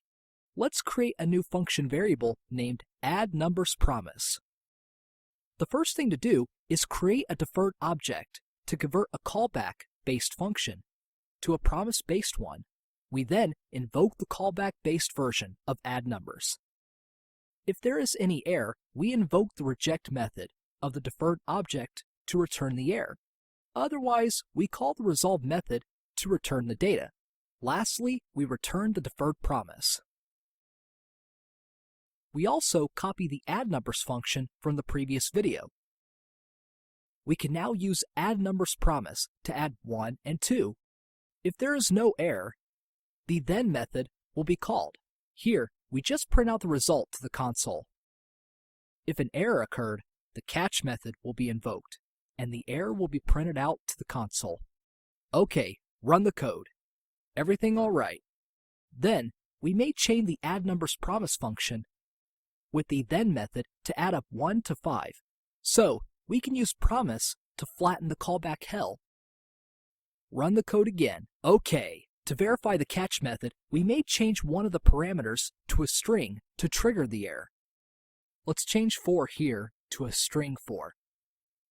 Run the code again. The error message is shown and the subsequent promises were not executed. So, the catch function works like a charm. Now, we know that both async.js and CRUD can resolve the callback hell problem. However, there's a difference between them. Async.js provides powerful batch operations, and CRUD has a chainable API that works better for a single operations. In this section, we have learned the single-threaded event loop, JavaScript callbacks, and node-style callbacks, and 2 ways to resolve the callback hell problem, async.js and promises. In the next section, we will start building our real-life application, My Contacts. We will design and develop a RESTful API server first. Hi, and welcome to Section 5, Developing an API Server. In this section, we will start designing and building the server backend for our application, My Contacts. We will look at how to make AJAX calls with Query and Express, build RESTful web servers, constructing the REST APIs, mock up the basic record creation, update, delete, and query methods, and then how to test the REST APIs that we built with command line tools. Now we move on to the first video of this section that is related to making AJAX calls. We use jQuery to make AJAX calls on the client side, and so we will install jQuery into our project, and we will prepare Express to respond to the AJAX requests. First, create a new project folder, 5.1, and change it to it. Then, run npm in it to create the Node project. Also, we will use Express, and so we install it with npm. All right. Change to Sublime Text and open the project folder. Create a new folder called Public. Then, create a folder, Assets, below Public, and the following subfolders, JS, CSS, and Images. Create a new file called index.html in Public. Also, create index.js in the project root folder. The thing we're going to do is to write some code on the client side, index.html, to make AJAX calls to the server side, index.js. AJAX stands for asynchronous JavaScript and XML. It uses the XML HTTP request object to communicate with server-side backend to exchange information in a bunch of formats such as JSON, XML, HTML, text files, and so on. AJAX is usually used to update parts of a web page on the client, instead of reloading the whole page. A very handy JavaScript library is jQuery, which has an AJAX method for performing an AJAX request. In fact, jQuery is a feature-rich library, not only for making AJAX calls, but we will only focus on its AJAX method in this video. So, we need to install jQuery into our project. Click on Download. Go down a bit. Click on code.jquery.com. We will use jQuery 1.x, and so right-click on Uncompressed and save it to the JS folder. We can now use it in our project. We can use different HTTP methods to initiate an AJAX call. As the first example, we make a GET request. Go back to index.html. Make some boilerplate code here. Include jQuery. OK. We make a button to make the GET request to the backend. When we click on the button, it will call the GET function. The GET function is just a wrapper of the AJAX method. The $sign is the shorthand of the jQuery object. We provide an anonymous object to configure the call. The HTTP method is GET. The URL is localhost :8000/AJAX call, and the data type is JSON. When this asynchronous call is finished, it either succeeds or fails. In the former case, the done method is called. We want to show the response to the JavaScript console and the pre-formatted text tag on the page. To make it easier to read, we use JSON.stringify to beautify the JSON response. If there is any error, the fail method is called. We just output the text status to the console. Also, add a pre-tag for showing the JSON response. That's the front-end part. For the backend, we make an Express app. Set up the static resource folder. We write a GET method handler for the AJAX call path. We simply return a hard-coded object back to the client. Express should listen to port 8000. We may test run the program. Switch to the terminal and run nodemon index. Then go to the browser, type in localhost 8000/index.html. Click on the GET button. Our hard-coded object is returned and shown on the page. In this video, we have covered the basics of jQuery and AJAX. In the next video, we will build the RESTful web services. In the previous video, we looked at how to use jQuery to initiate an AJAX request to an Express server. In this video, we're going to continue to add post, put, and delete AJAX calls to our program. We also share some tips on designing the endpoints. Many people have a common question on the difference between AJAX and REST. On one hand, AJAX is indeed a set of technologies to help make web applications updating data without refreshing the whole page. It can provide a richer user experience, similar to that of a desktop client-server application. On the other hand, REST is representational state transfer. It's an architectural style, not a technology. It's a request-response pattern that centers around the concept of resources and the use of URLs and HTTP verbs to support the operations of retrieve, create, update, and delete resources. So, it provides a clean and lightweight web services style when compared to the tedious XML style. Here's the original paper that introduces REST. It's good to have a look at it. Create a project folder, 5.2, and change it to it. Copy all the files, folder 5.1, turn to Sublime Text, and open the project folder. Change the name to 5.2 in package.json. We may refer to the client-server pattern as mentioned to make requests for post, put, and delete as well. Create 3 more buttons and 3 more pre-formatted text tags for each of them. Put all the pre-formatted text tags in a div. Basically, the post, put, and del functions are similar to the get. For post, change the type to post. URL remains the same. Add a content type to specify that we use JSON. Then, the data to be passed, use JSON.stringify to send a hard-coded object to the server. The done and fail methods are pretty much the same. Just change them to post and post response. The put function is almost the same as the post function, but we should append the contact ID to the URL in this example too. Change the type to put. We just changed the phone number to 123456. Finally, the del function. The type is obviously set to delete. We need a contact ID in the URL as well, but data is no longer required. Conceivably, we should have the corresponding backend method handlers for each of the new AJAX calls we've just created. Add the post handler. As we need to receive the data from the client, the onEvent callback function must be used. When the data is coming through, we put it into the store variable, which acts as a data buffer. When the sending is complete, that is the end event. We set the content type to JSON in the response header and just echo whatever we got in the buffer back to the client. The put handler is almost the same. We just add the contact ID parameter to the URL, and we skip the explanation here.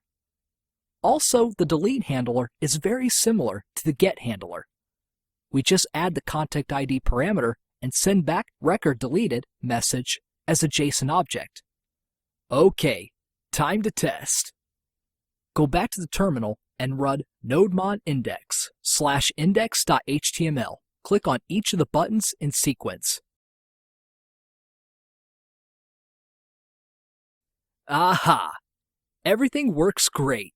Well, we now can use jQuery to make get, post, put, and delete AJAX calls and Express to serve those requests. To follow the REST style, we should focus on the keyword resources. For example, the web service endpoint we used for the AJAX calls is AJAX call, which is obviously not a suitable resource name. Maybe contact is much better instead. So let's modify it. We need to change both the AJAX methods and the Express handlers. Another useful technique for future flexibility is to include a version string in the URL as well. For example, we may insert a version string v1 before contact. The point is, as our program evolves, we may change the response, be it the header, the body, or both. So, if the client doesn't change to adapt to the new version, it may not be functioning correctly. With the addition of a version string into URLs, we may still provide support on the old and new versions at the same time. This little trick makes our program much more robust and reliable. Let's verify the modification. Go back to the browser, refresh the page, click on each of the buttons. It still works without any problem, but we see the web service endpoint is now at /v1/contact. In this video, we have touched on the difference between AJAX and REST. We also enhanced the program to make AJAX calls for post, put, and delete methods. Some best practices are also covered to make our program robust and reliable. In the next video, we will further improve our server-side Express program to provide REST APIs. In the previous video, we learned how to design a RESTful web services. In this video, we're going to take a look at implementing the RESTful web services with Express at the backend. Then, we will demonstrate how to use jQuery to call those APIs, decode the return JSON objects, and show the results on the web page. First, let's prepare the project folder for this video. Create a folder, 5.3, and change it to it. Copy all the files from folder 5.2. As we need to parse the request body parameters from the post and put requests, install body parser first. Then, change to Sublime Text and open the project folder. Change the name to 5.3 in package.json. All right. In the last video, we added the post and put method handlers in our server-side Express app. We used the event handler approach to put the received data to a placeholder variable store. In fact, we could use another method to extract the parameters from those requests. The body parser exactly does that. Include the body parser in index.js. Right under the app.use statement for static resources, we hook up the body parser to process the data to be received, be it form encoded or in JSON format. Express runs the middleware in the order as we write the code. So it's very important to remember that the body parser methods should be placed at the very beginning of the whole Express middleware chain.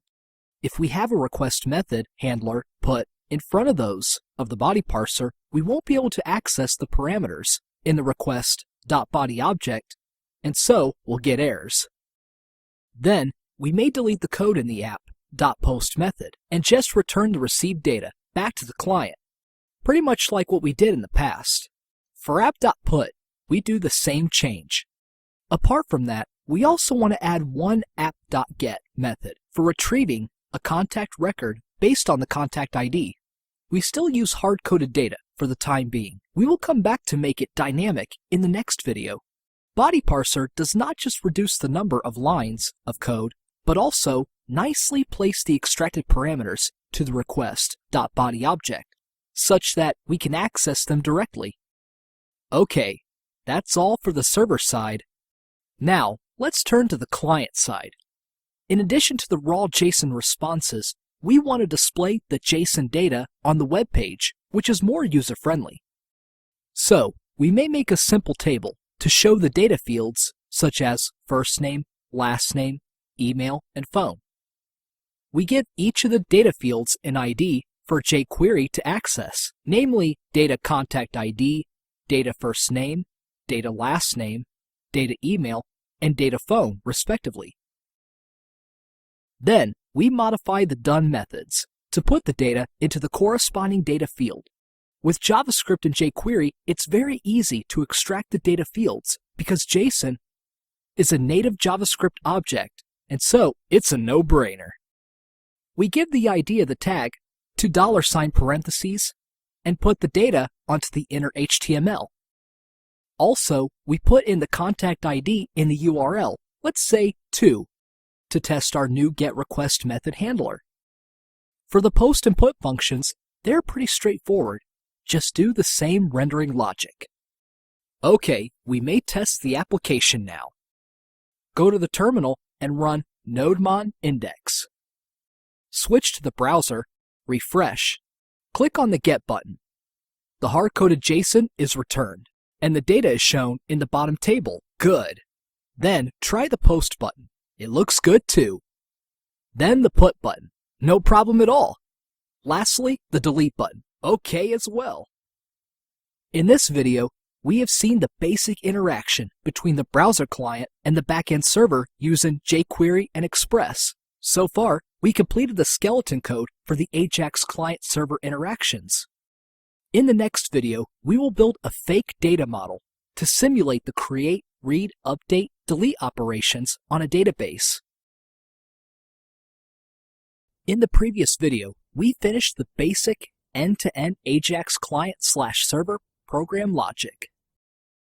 In this video, we're going to refactor our Express application into a more scalable and flexible modular structure. Then, we will build a mock-up data model to simulate the CRUD operations of an actual database. Lastly, we will modify our Express app to integrate to the mock-up data model. Create a project folder 5.4 and change it to it. Copy all the files from folder 5.3. OK. Change to Sublime Text and open the project folder. Change name to 5.3 in package.json. So far, we programmed all the server-side logic inside index.js. It's time for us to do some refactoring to come up with a more flexible program structure. We may refactor index.js using modules. Create a new file called contact-router.js. It holds the logic of the Express router to handle the AJAX calls. At the top, we need to import Express and create an Express router object. Then, we may cut all the request method handlers from index.js and paste it into contact-router.js. Replace all app with contact router. The paths in the method handlers are all relative to the endpoint path mapped to contact router in index.js. So, remove all /v1/contact from the URL paths. Let's clean it up a bit. At the bottom, add a module.exports statement. It's very important to do so because otherwise, other JavaScript programs can't see the contact router object. Therefore, we may control what will be accessible from other programs through this module.exports. OK, contact-router is complete.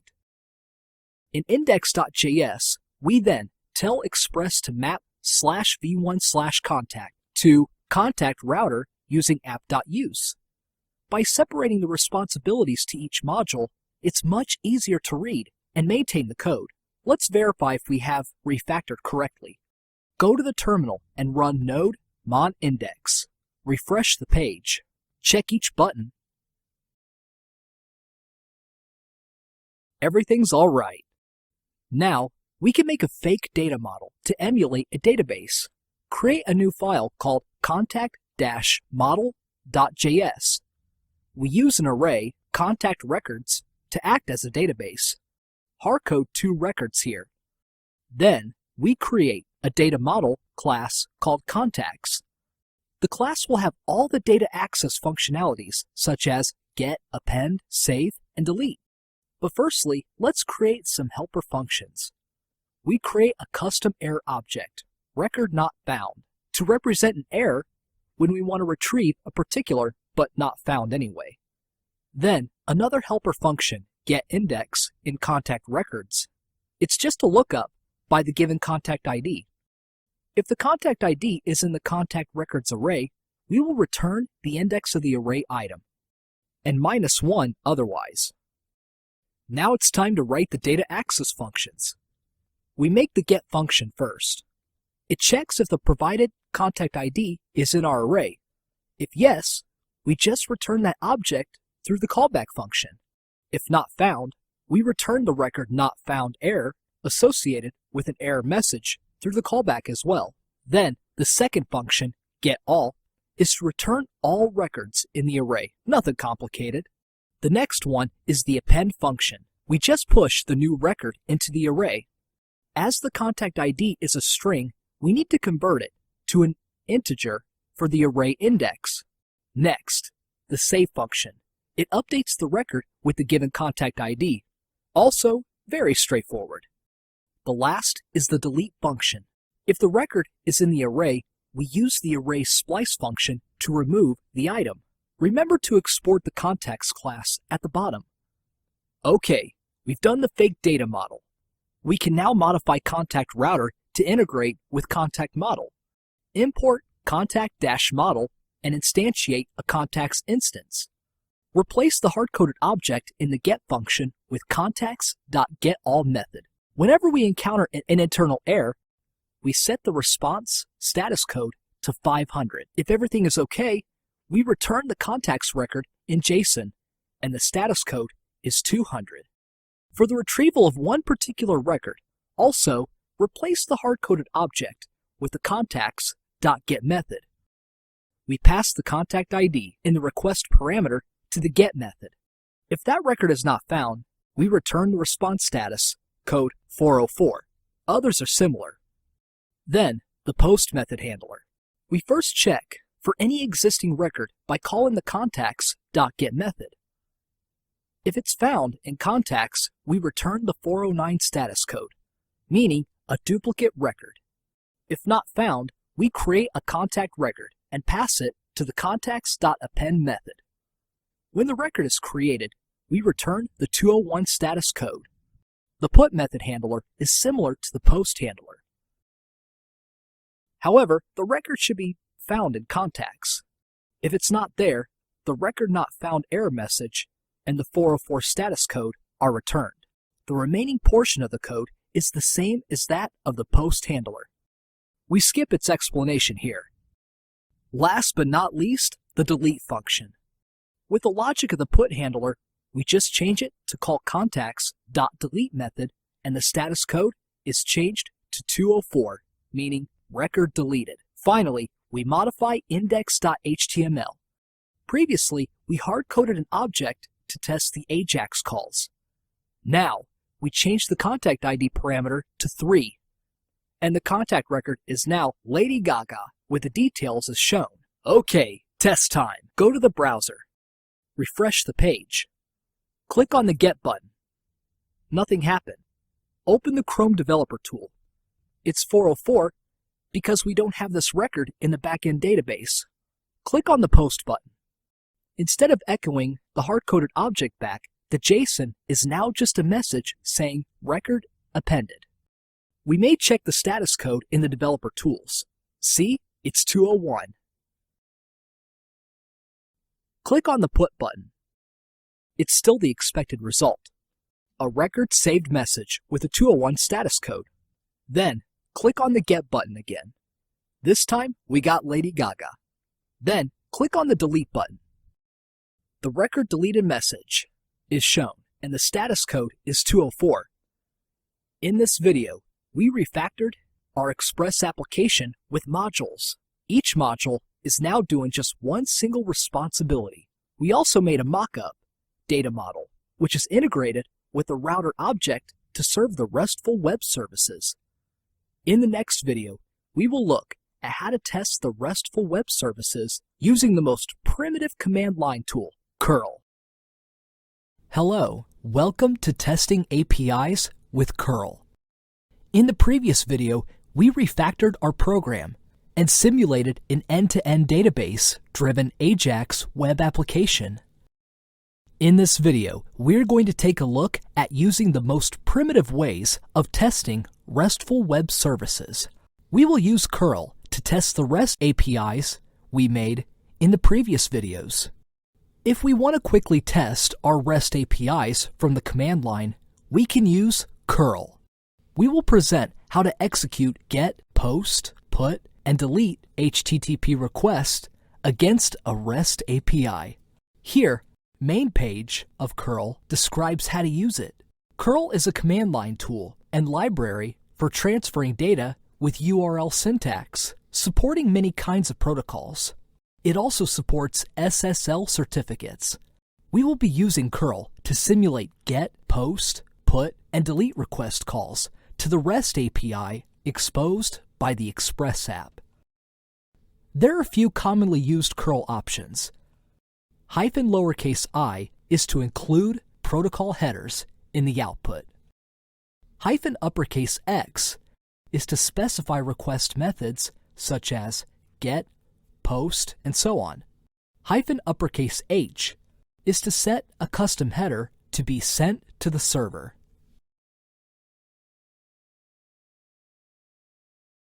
Change to the terminal. For example, we could type in curl http://localhost 8000/v1/contact. This returned all the records. The JSON is quite difficult to read. We may use the pipeline operator to chain the following Python program to make it easier to read. To get a particular record, type in curl http:// localhost 8000 /v1 /contact /1. So the GET request worked fine. We could also post some data to the server like this. We see that the record appended message is shown here. The status code is also 201. Get it again. All right. Put could be tested along the same line. This time, we see record saved. Get to verify the modification. No problem. At last, we could test the delete API. The Express server returned a 204 response status code. Get to verify the delete. The record was gone. We may use -v to make curl more talkative. Some additional information is shown. We may also put all these curl commands into a shell script, which is very handy to be run many times. In this section, we have built the skeleton of an Express application to respond to the AJAX request initiated by jQuery on the client side. We walked through the anatomy of the design and development of a RESTful web services backend server. We also learned how to use curl to test the REST APIs. In the next section, we will implement the data model in a MySQL database. Hi, and welcome to Section 6, CRUD with MySQL. In this section, we will implement our MyContacts application with a MySQL database as the backend. We will install and set up MySQL, look into how to integrate with our REST API backend server, and how to make our app all the record creation, update, deletion, and inquiry things in MySQL. Meanwhile, we will build our client-side front end with Bootstrap and jQuery as well. Now we move on to the first video of this section that prepares our Express app to connect to MySQL. In this video, we're going to take a look at the installation and setup of a MySQL database, installing a MySQL connector for Node, and laying out the structure of our app. MySQL is a very popular database extensively used with PHP and Apache web server. Indeed, MySQL, Node.js as well.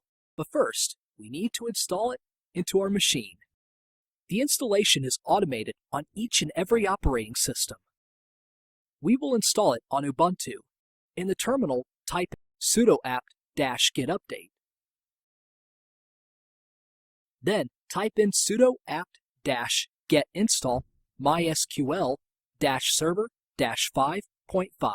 We are asked to give the password for the administrator user account root. Type again for confirmation. Okay, then sudo mysql_install_db. Up till now, we have installed the MySQL server and initialized the data dictionary. Let's verify the installation. Type in mysql admin-p-u root version. Enter the password we set during the installation. All right, we see a brief summary of the MySQL server status. We can now create our application database and table. We will use the command line tool MySQL. Type in mysql-p-u root. Create database pactdb. Use pactdb. Create a table contact_person like this. The table has a contact ID, first name, last name, email, phone, and the path to the picture of the contact. Contact ID is the primary key and is auto-incremented. Okay, we have our first MySQL table ready for use. For Node to connect to the MySQL database, we need a JavaScript connector library. There are many choices, and each of them has different features. For us, we will use a simple one called MySQL. It does provide more than enough functions for our MyContacts application. So let's make up the project folder first. Go back to the terminal, create a new folder, 6.1, and change it to it. Run npm in it. Then install the basic packages, such as Express, EJS, Body Parser, Morgan, and MySQL. Switch to Sublime Text and open the project folder. To save our typing time, a template is prepared in the source code bundled with this course. Copy all the files from the template folder to the project folder. Here, we take some time to explain our project structure. First, index.js is the main Node.js app. The app folder is the container for all server-side programs. There are two more folders under it, model and router respectively. We will create router and model in these folders very soon. The public folder is for client-side programs. The assets folder contains CSS, JS, images, and fonts folders, which store the files of Bootstrap, jQuery, and some sample images. There is also a folder called Uploads for storing the pictures of our contacts. Finally, the Views folder for the EJS templates, pages, and partials under it. In index.js, the boilerplate Express code has been done. We set Express to serve static resources in both the public and Uploads folders. The view engine is EJS. We use another port number this time. It's 3000. We're still missing the routers. Let's do them. Create a new file called contacts-router.js in the router folder. It manages the landing page. Create an Express router called contacts router. It's just a standard router mapping to the contacts.ejs template. Also, create profile-router.js for profile.ejs. Copy the code from -router.js. Rename contacts router to profile router and the EJS template to profile. Done! Make them available in index.js. Import contacts router. Map it to the root URL. Then, import profile router. Map it to the profile URL. Okay, showtime. Run nodemon index in the terminal. Go to the browser. Type in localhost 3000. Wow! What a beautiful and nice landing page. Change the size of the browser. See? It's responsive. Click on the Add New Contact button. The profile page is shown. It's responsive too. Click on Cancel to go back to the landing page. In this video, we have created the contact person table in the MySQL database, PackedDB. We also organized our project folder structure to be used in the following videos. In the next video, we will start interacting with the MySQL table in our application. In the previous video, we set up the foundation for the My Contacts app. In this video, we're going to take a look at how to connect to the MySQL database, make queries to the contact_person table, and packaging the CRUD operations in a data model. Create a new folder, 6.2, and change it to it. Copy all files from folder 6.1. Go to Sublime Text. Create a new file, contact-model-mysql.js in the model folder. We could say that the majority of the code in this MySQL data model is from the mockup data model we did in the last section. We only need to make some MySQL specific changes, such as setting up the database connection and writing SQL statements to manage the records in the database. Import MySQL. Create a connection to our MySQL database. We provide the connection parameters such as host, user, password, and the database to be connected to. We may then create a class contacts as our data model to facilitate the CRUD operations. When we instantiate contacts, we need to connect to the MySQL database. We still have the record not found error class, then the get method. The method signature is the same as what we saw in the previous section. Also, make the get all, append, save, and delete methods. We now turn back to the get method and do the implementation. The logic we used in the mockup data model still applies. What we change here is just to call connection.query method. As we're using MySQL, we write the query with the select SQL statement and pass the contact ID to the prediction clause. The getAll method is a piece of cake. Copy and paste the code. In the get method, modify the SQL statement to return all records. Remove the unnecessary checking logic. Done. Next, the append method. Make a try-catch block as before. Copy and paste the connection.query code from the getAll method. Change the select statement with an insert statement. The parameters to the insert statement are still the question marks. We then set the parameters with the corresponding attributes of the past contact object. Next, the save method. Copy and paste the logic in the append method. Change the query to an update statement. Provide the parameters with the past contact object attributes. We can get the contact ID from the past contact object. Last but not least, the delete method. Copy and paste the logic in the save method. Change the query to a delete statement for a particular contact ID. That's all. Remember to add module.exports at the bottom of the file. Oh, it should be contact ID. We may now write a test script to test the data model. Create a new file, test-mysql.js, in the project root folder. We use async.js to write the test cases, and so import it here. Then import the data model. Create an instance of it. Make a dummy test record for John Doe. Make another dummy record to change John Doe's phone number to a new value. Create a help function to output the test case result. Create the async.series as follows. First, append the new John Doe record. Then, get all records in the database. There should be one and only one record found.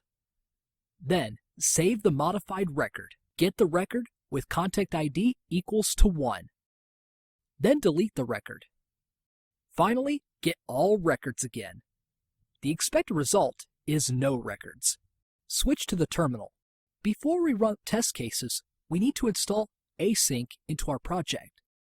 Run npm install async --save. Okay, run node test-mysql. Everything is fine.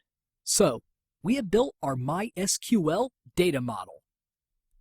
In this video, we have connected to the MySQL table and package the CRUD operations in a data model.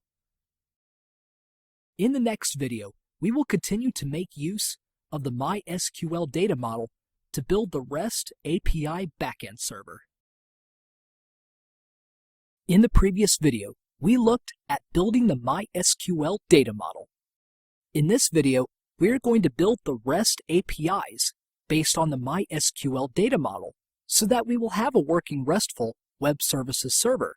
We will also learn how to handle multi-part data, payload, to be submitted from the client side. Create a project folder 6.3 and change it to it. Copy all files from folder 6.2. Turn to Sublime Text. As we are building the REST API server backend, we need to handle different HTTP request type, namely GET, POST, PUT, and DELETE.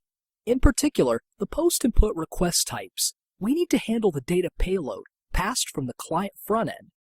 The original data payload is from the HTML form in which the content type can be URL encoded, JSON, or multipart.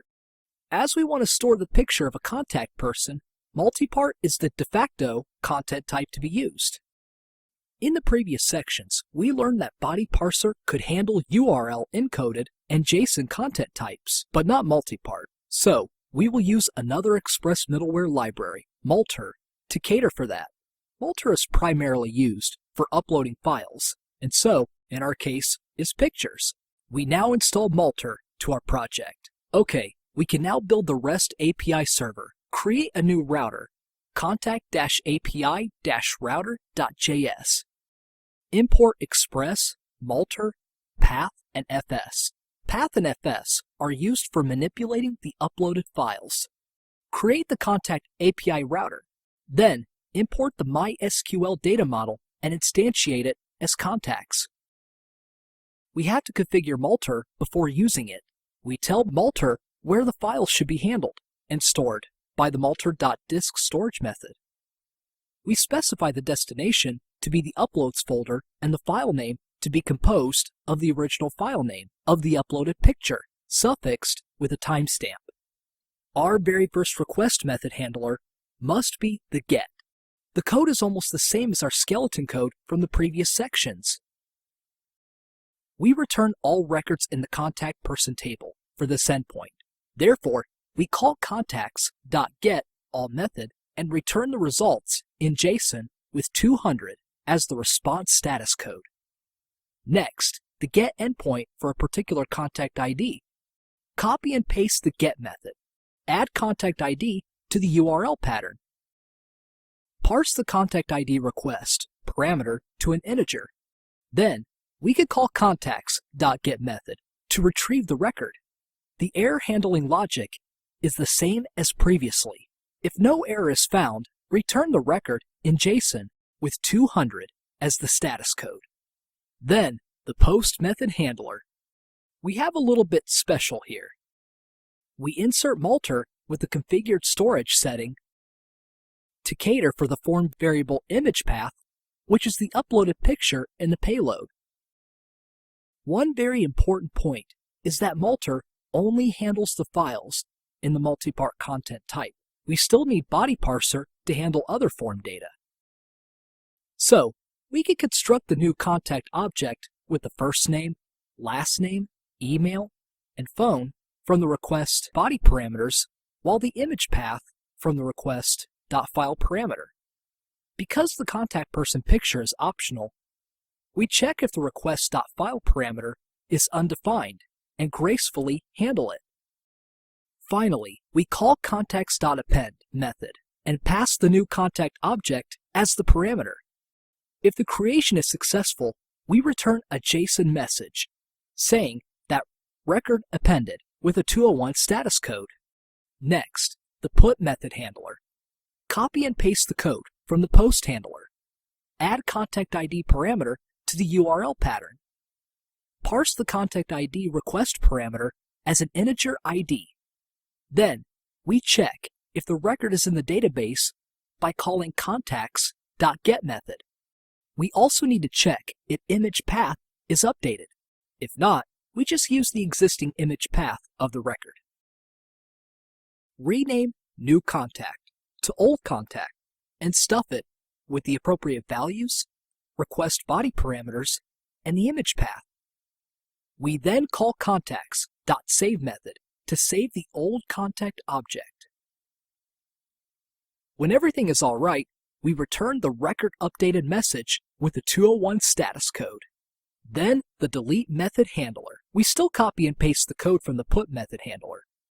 Remove Multer as we don't use it for delete. Remove everything about old contact and image path. Change contacts.save to contacts.delete. We pass the contact ID as the parameter. If the deletion is successful, we also housekeep the corresponding picture in the uploads folder. When done, we return the record deleted message with status code 204. The next thing to do is link up the router in index.js.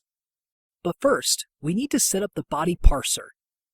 Import contact API router. Map it to the URL /v1/contact. Before we make up the client-side AJAX calls, we could still test the APIs with curl. Go to the terminal. Run nodemon index. Open another terminal. First, we try to append a new record with the post method. Then, try to get all records. Our inserted record is here. Then, make a put request for a changed phone number. We need to specify the contact ID. Make a get request for the record. Still okay. Lastly, send a delete request for the record. Check if the record is still there. No, it's gone. In this video, we have finished the REST API server for the contact person table. In the next video, we will link up the REST API server with the front-end client using jQuery. In the previous video, we built our REST API server backend. In this video, we're going to modify our client-side front-end template to connect to the REST API server. Make a project folder, 6.4, and change it to it. Copy all files from the previous video. Our EJS templates are only static pages at present. We will make them dynamic now. Open contacts-router.js. We should pass the contact person records to the contacts.ejs template in the get method handler. We may do that by making direct calls to the MySQL data model because it is in the same Node project. However, this convenient approach makes the data model tightly coupled to the router. A better way is to make calls to the REST APIs instead. In short, we make HTTP requests in our Express router. To do that, we need to install the request library. So go to the terminal, run npm install request, /save. Go back to contacts router. Import the request library. In the get method, make a get request to the REST endpoint to get all the records in JSON. If no error and the status code is 200, we pass the response body, that is the array of the records, to the EJS template using a variable called rows. Then turn to profile router. Import the request library. Also in the get method, make an empty contact object as a new contact person and pass it to the profile.ejs template. Now, we may modify the EJS templates to work with the past data. In profile.ejs, change the hard-coded contact ID 1 to an EJS expression to get the real contact ID from the contact object. Change the other hard-coded values, first name, last name, email, and phone. Under the Forms group, for image path, we add a preview image of the existing picture if the image path is not null. The image source is / contact.imagePath. The alt text is the full name of the contact.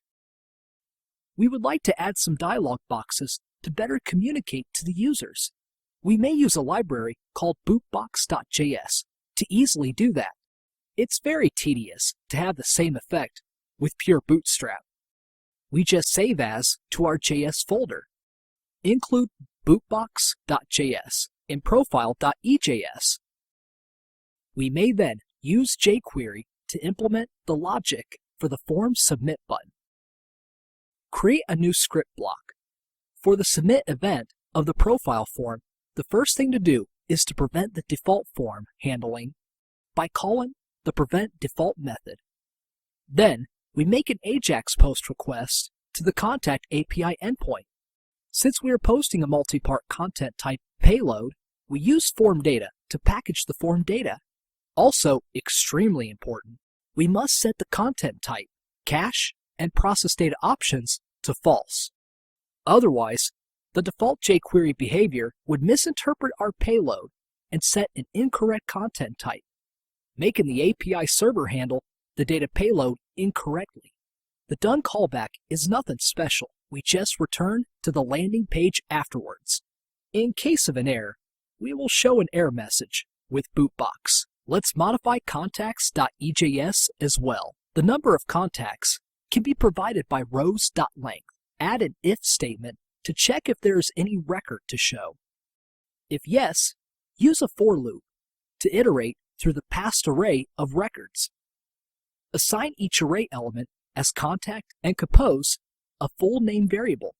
Under the div of class profile image, if the contact.imagePath is not null, we show the picture of the contact person.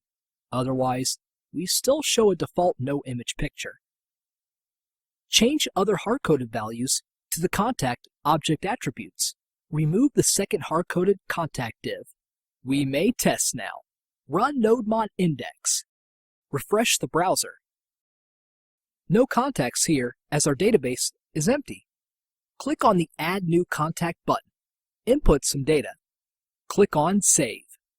We return to the landing page showing one and only one contact that we just created. In this video, we made the EJS template dynamic and be able to make AJAX calls for get and post to our REST API server backend. In the next video, we will continue to finish the put and delete AJAX calls and do some nice and awesome feature for the My Contacts application.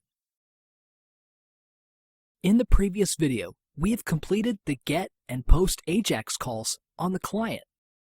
In this video, we're going to complete the put and delete AJAX calls and add some nice user interface features to our application. Create new project folder 6.5 and change it to it. Copy all files from the last video. We want to reuse the profile.ejs template for editing an existing contact person too. Open profile-router.js. Make another get method handler for editing a record. The URL pattern should be appended with a contact ID request parameter. We then need to make AJAX call to the REST API server to retrieve the record. If no error is found and the status code is 200, we set the first record of the returned result as our old contact object. Since the handling of a new record and an existing record is slightly different, the profile.ejs should be notified of which mode it's serving. So, we add a new record variable to differentiate it. For adding a new record is set to true. For editing an existing record, it's set to false. Then, go back to profile.ejs. Check new record to show an appropriate title. The same logic is applied to the page title. Nothing is required to change in the profile eForm. In the submit event, we need to make the AJAX call a post request for adding a record and a put request for editing a record. So, we check new record again. If it's true, we set the request type to post and the URL to the post endpoint. If it's false, we set the request type to put and the URL with the contact ID of the record being edited. Of course, we modify the options for the AJAX call as well. In context.ejs, we need to set the href of the edit button to /profile with a contact ID. So let's test it first. Switch to the terminal and run nodemon. Refresh the browser. When we click on the left edit button, the edit profile page is shown. Click on cancel to go back to the landing page. We still need to implement the delete function. Open contacts.ejs. In the delete button, we need to provide the contact ID for the on-click event handler that is to be developed. Then include bootbox.js. Add a JavaScript block. It's always nice to double confirm with the user if he or she really wants to delete the record. So we write an on-click event handler for the confirm delete class that is associated with each delete button. We can then extract the contact ID from the data-id attribute like this. Then call bootbox.confirm method to pop up a confirmation dialog box. If the answer is yes, go ahead to delete the record. Write the delete contact function. It's an AJAX call to call the delete endpoint. The done and fail methods are also typical. Go ahead to test it. Refresh the browser. Add one new contact, say Taylor Swift. Now we have two contacts. Click the delete button for John Doe. Answer yes. Oh, John Doe's record is gone. Now, we completed all the CRUD handling. We're going to add one bonus item. Here is a search box. We would add a dynamic filtering feature. Turn back to contacts.ejs. We add on keyup event handler for the search input box. We may use jQuery to select all the contact records with class contact-card and store them in the $rows variable. We retrieve the text in the search box, trim and convert it to lowercase. Next, we may use the filter method to check if the search text is found in each contact person's full name in the div with profile-data-name class. If the search text is found, show that row. Otherwise, hide the row. Before we test the search box, add a few more contacts. Just type in some text. The contact records are shown and hidden dynamically. Cool! We selected MySQL as our backend database and progressively demonstrated enable Node.js to use it to implement a real database-backed application. We also decoupled the client and the server with a RESTful web server approach and made some nice and wonderful filtering features to make our application look professional. In the next section, we will tap into how to use a NoSQL database as our backend. Hi, and welcome to Section 7, CRUD, with MongoDB. In this section, we will integrate My Contacts app with another database, MongoDB, which is a NoSQL type.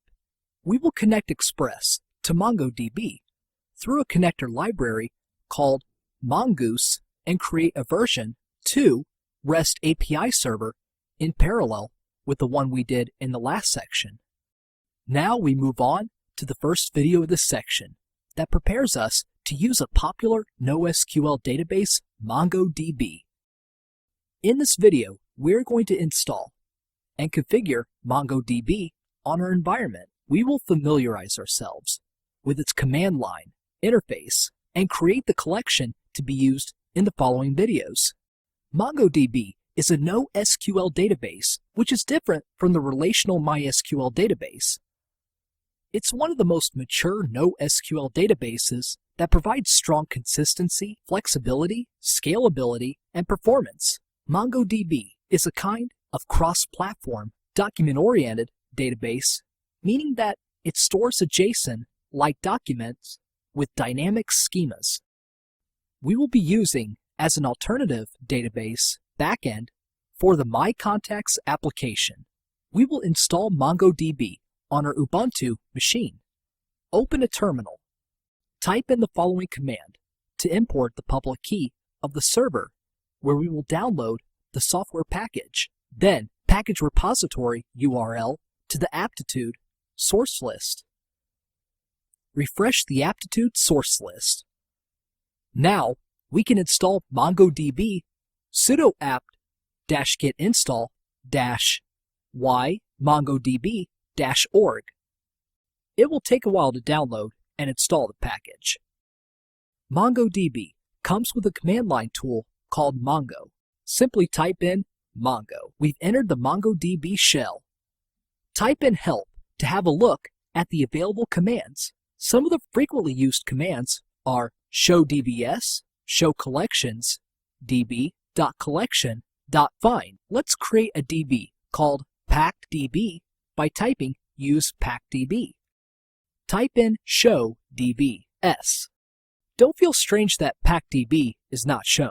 MongoDB doesn't create the DB until we create a collection in it. Whenever we are in doubt of which database we're using, we can still check the current DB by the db command. Yes, we're using packdb. We may create the collection by the db.createCollection command. After that, we may try to insert a new record. We use db.connect contact person.insert command. Record to be saved is expressed in JSON. Then, let's make a query to find the record. We use db.contactperson.find command. With a pair of curly braces of nothing, MongoDB will return all records in a collection. Note that there is a field which is automatically created by MongoDB for every record. It's underscore ID. Underscore ID is an object ID generated by MongoDB when a document is inserted, when a record is inserted to a collection. It's the primary key for every document. It's a 12-byte value consisting of a 4-byte timestamp, a 3-byte machine ID, a 2-byte process ID, and a 3-byte counter. Therefore, it's possible to sort the documents automatically in chronological order. Also, let's delete the record by db mongo.contactperson.remove. All right, in this video, we have installed MongoDB and created the collection for storing the contact person document. We also wrote some basic queries to manage the contact person collection. In the next video, we will connect our My Contacts app to the MongoDB. In the previous video, we learned how to install MongoDB and create DB and collection in it. In this video, we are going to take a look at how to install and use the Mongoose library for Node.js. We will use Mongoose to perform basic queries on the MongoDB collection we created in the last video, and we will also migrate the records in the MySQL database to our MongoDB collection.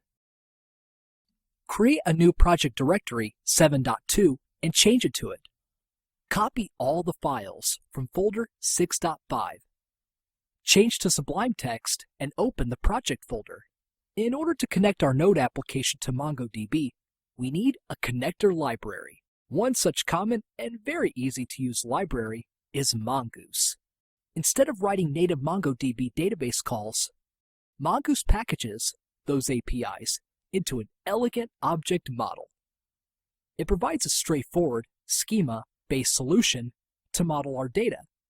Now, we're going to install Mongoose. Open a terminal. Run npm install mongoose --save. OK, we can now use Mongoose in Node.js. Go back to Sublime Text. Create a new file under the project root folder called mysql-mongo-conversion.js. Import Mongoose. We may then call mongoose.connect method to connect to our MongoDB. The connection string in our case is mongodb://localhost/packedb. Everything in Mongoose is derived from a schema. Each schema just maps to a MongoDB collection and defines the shape of the document within that collection. Let's make one schema for our contact person collection in MongoDB. The properties are just contact ID, first name, last name, email, phone, and image path. We may include validation logic in the schema definition as well, but for the sake of simplicity, we just skip that. The details can be found at Mongoose's website. Then we can compile our schema into a model. A model is a class with which we construct documents. In our case, each record or document will be a contact person with properties as declared in the schema. The first parameter of the mongoose.model method is the name of the model. The second one is the corresponding schema. And the last one is the name of the collection in MongoDB. One caveat here. If we don't specify the third parameter, Mongoose will produce a collection name by pluralizing the model name. That is the first parameter. So, if we omit the last parameter, Mongoose will regard the collection name as contact persons. Now, we can write a utility program to migrate our records in the MySQL database to MongoDB. We need to import MySQL. Then, create a MyConnection just like before. Connect to MySQL. Create a function, read MySQL contact person. It only retrieves all records in the contact person table and save each of them into MongoDB by calling the save MongoDB contact person function. Then, the implementation of save MongoDB contact person function. We create a document new contact according to the contact person model. Fill in the properties with the contact object's attributes. Then, call the save method of the new contact document to put the record into MongoDB. All right, we may now run this migration program. Change to the terminal. Run node mysql-mongo-conversion. The converted records are shown in the console. Done. Let's verify the migration. Type in Mongo. Use packdb. Type in db.contactperson.find. See? All records are migrated. In this video, we have successfully connected our Node app to MongoDB using Mongoose and migrated the records in MySQL to MongoDB.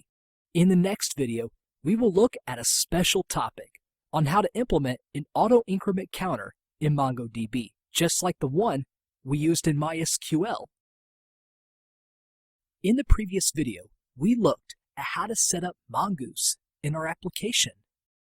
In this video, we're going to create a counter schema for generating the auto-increment number sequence. We will also learn how to use the pre-hook in Mongoose and modify our data model.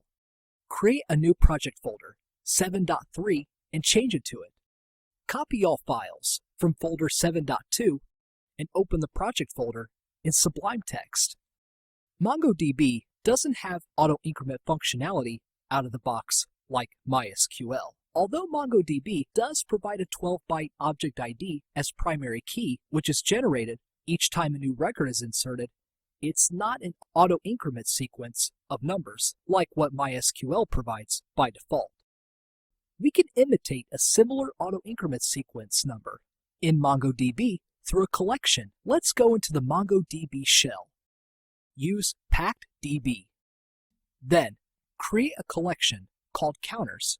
This collection just has two properties, _ID and sequence_value. For our contact person collection, the ID property is an auto-increment number in MySQL, and we just migrated the records to MongoDB in the last video.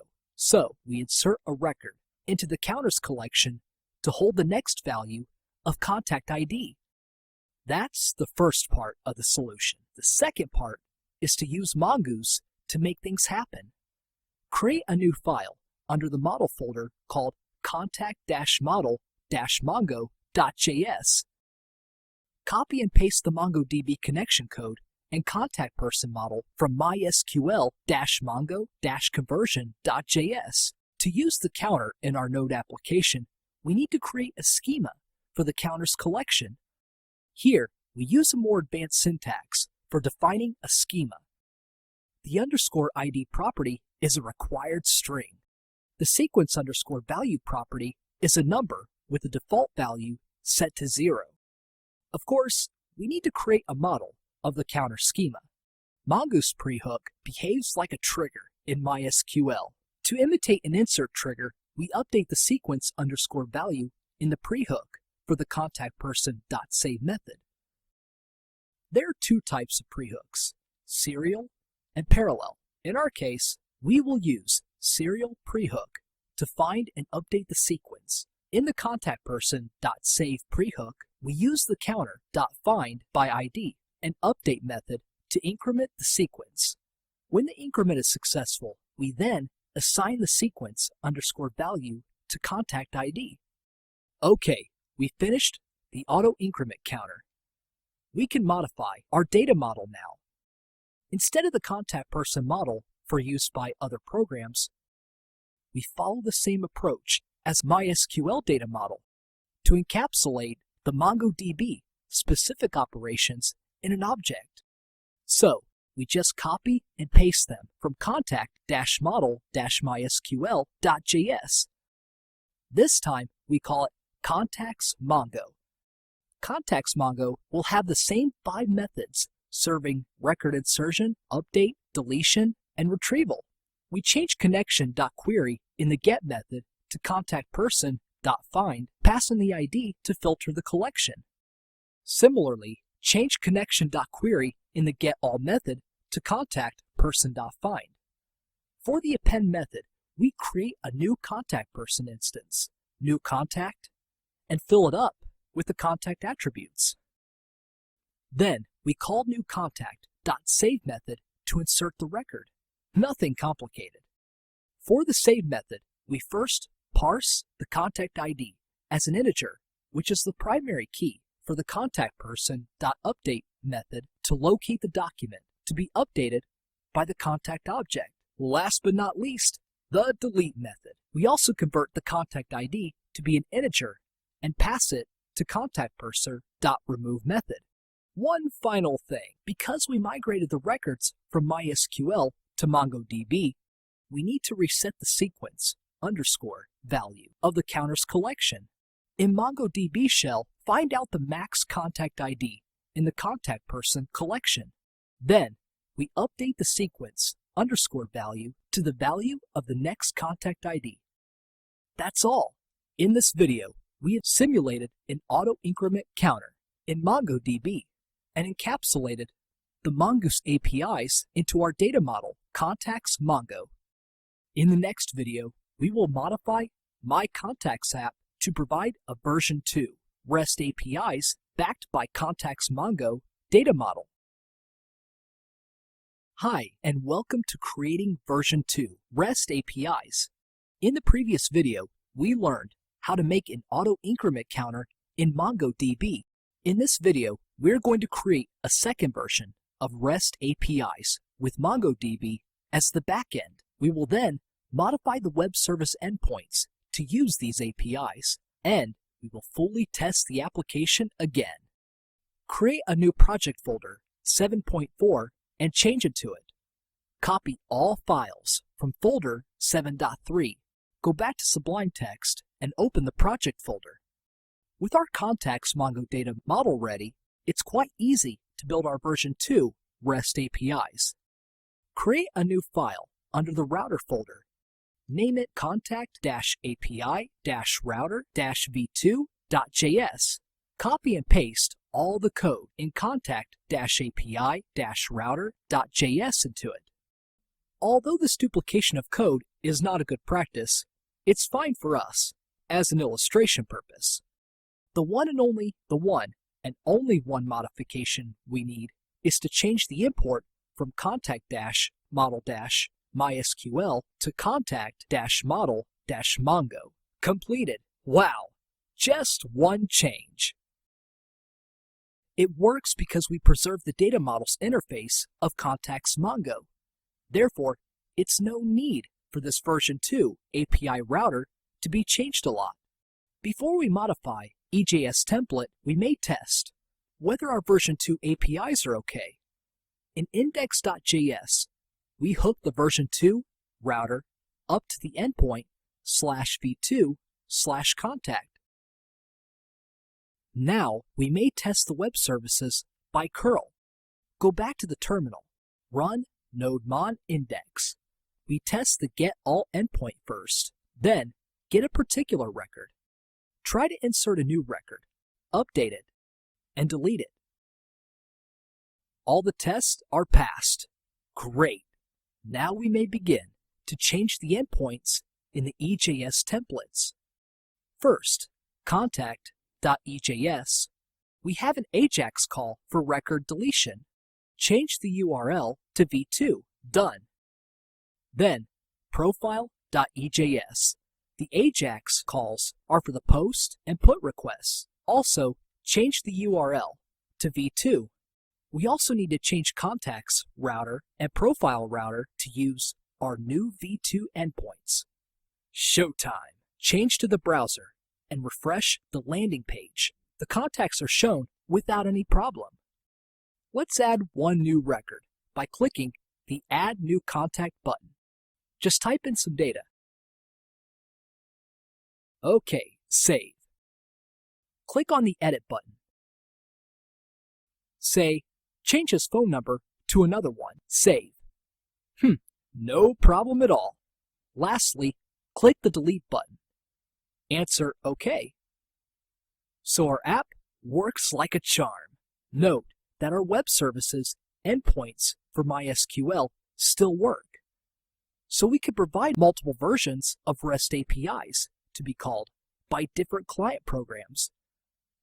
It can allow the client programs to have a graceful migration period. It's done neatly by Node and Express. In this section, we have learned how to use MongoDB with Node and Express.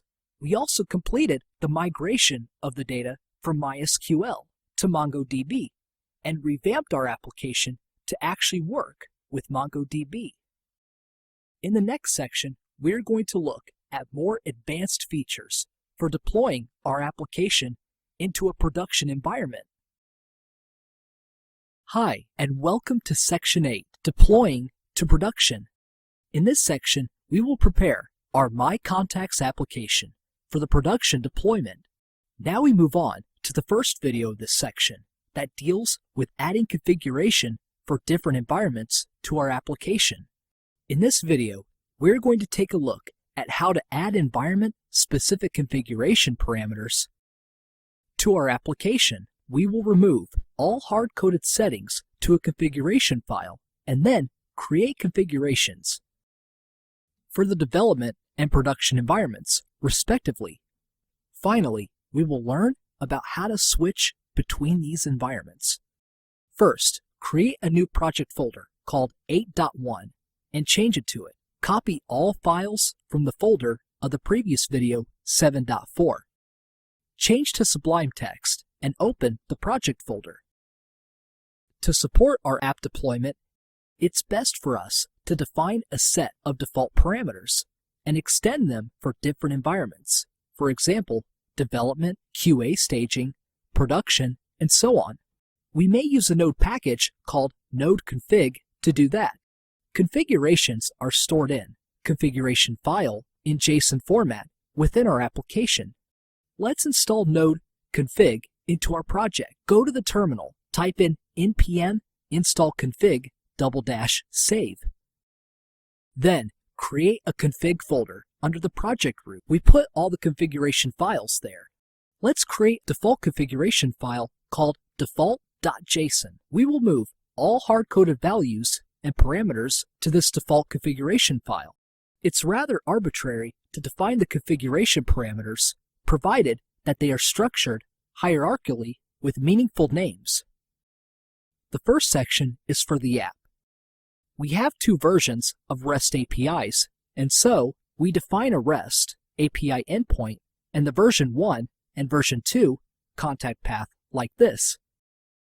Also, for the web server settings, we define a web server and under it the protocol, host, and port to be listed. Then the MySQL settings. The four coded values for connecting to MySQL are host, user, password, and database, respectively. Then the MongoDB setting. We define a connection string only. We may now modify our code to read the parameters from the configuration file. In index.js, we import the config package. Change the version 1 API endpoint to config.getApp.rest API endpoint.version1 contact path. Also, change the version 2 API endpoint and the port to read from app.webserver.port. Then, open contact model Mongo. Import the config package. Change the connection string to read from MongoDB.connectionString. Next, contact MySQL. Import the config package. Replace the object with MySQL. Do the required changes in MySQL Mongo conversion as well. We still have to modify the AJAX endpoints in the routers and the EJS templates. Let's do it one by one. In contacts router, import config and define a variable called REST endpoint, which is to compose the full URL of the version 2 REST API endpoint. Then, replace the hard-coded string to REST endpoint. We also pass the REST endpoint variable to the EJS templates so that, on the client side, the AJAX endpoints are not hard-coded. In profile router, we apply the same changes. Then, the EJS templates. Open contacts.ejs. Replace the hard-coded endpoint with the REST endpoint expression. For the delete AJAX call, open profile.ejs. Replace the hard-coded endpoints for post and put with the REST endpoint expressions. Let's test the app. Go to the terminal, run node -index. Refresh the browser, check the links. Open the developer tools. The endpoints are correct. Now, we may add the production configuration file in the config folder. We don't need to redefine all the configuration parameters in default.json. we may just define the production configuration parameters in production.json. That will override those in default.json. Say, for example, we change the production host and port to be the loopback address instead of localhost and port 8080 respectively. The production MySQL host is 127.0.0.1 again. The production MongoDB connection string is no longer localhost. That's it. Go to the terminal. We may instruct Node.js to use the production deployment settings by defining an environment variable node_env. Then run node index. See the port is now 8000 instead of 3000. Go to the browser. We can't access localhost 3000 anymore, but we can now access 127.0.0.1:8000. If we want to run in the development environment, just unset node_env and run the app again. We reverted to the development settings. One final touch-up is we may show the current environment in console by checking node_env in node.js through process.env.node_env. In this video, we have added the configuration for the development and production environments, respectively. We also learned how to switch our application to different environments. In the next video, we will look at how to build a node cluster for our application. In the previous video, we added configurations for different environments by using the config package. In this video, we're going to take a look at how to create a Node.js cluster to scale out our application. We will also learn about the arrow function syntax to eliminate the use of anonymous function. A single instance of Node.js runs in a single thread. That is the event loop. To take advantage of multi-core CPUs, we may launch a cluster of Node.js processes to handle the workload. The way to do it is to spawn child processes that all share the same server ports. Node.js has a built-in cluster module to very easily enable an application to run in a cluster. We can access each worker through the cluster.workers array. There are also a bunch of events that we can listen to. In our case, we don't need to use all of them. Go to the terminal, create a project folder 8.2 and change it to it. Copy all files from folder 8.1, change to Sublime Text, and open the project folder. Open index.js, import cluster module. We may find out the number of CPUs of the current environment by calling the OS module like this. Then, add the if statement to check if the current process is a master or a worker. We also add a cluster configuration parameter to control the on and off of a cluster. The cluster parameter is a boolean and read in from the config object. If it's the master of the cluster, we fork the child processes based on the number of CPUs as determined previously. Fork is an operation whereby a process creates a copy of itself. We may also listen to the exit event of a worker with the cluster.on method. Here, we use an arrow function to define the callback. Let's get back to the arrow function later.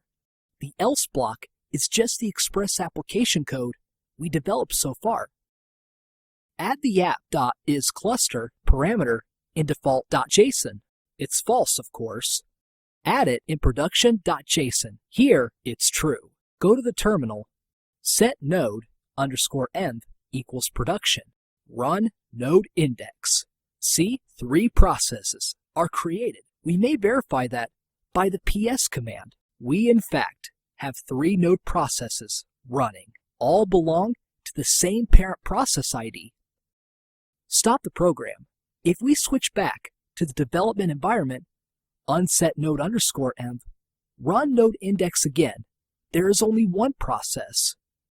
Before we finish this video, let's talk about the arrow function. Arrow functions are introduced in JavaScript ES6. They have shorter syntax compared to function expressions and are always anonymous. If using an expression after an arrow, the return is implicit, so no return statement is required. Arrow functions provide a cleaner shorthand for anonymous functions. In this video, we have enabled My Contacts app to run in a cluster in the production environment. In the next video, we will learn how to monitor and manage a Node application. In the previous video, we looked at how to scale out a Node application to run in a cluster. In this video, we're going to take a look at how to monitor and manage the running Node application. We will use a package called PM2 to do the job. In a production environment, application performance, monitoring, and management is a must. There is a very nice package called Process Manager 2, PM2 for short, that can monitor and manage Node.js applications. It has a built-in load balancer that allows us to keep Node applications alive forever, to reload them without downtime, and to facilitate common system admin tasks. Let's have a try. Open a terminal, create a project folder 8.3 and change it to it. Copy all files from project folder 8.2. Go to Sublime Text and open the project folder. Go back to the terminal. Run sudo npm install pm2-g. Note that it's a global install. We may now use PM2 to start our app. Type in pm2 start index.js. A colorful table shows a status summary of the applications under PM2's monitoring. The major figures are shown here, such as process ID, status, the number of restart, uptime, and memory used. We may dive into the details by typing PM2 0. 0 is the ID of our app. This list gives a more detailed profile of our app. PM2 keeps our error log and out log automatically.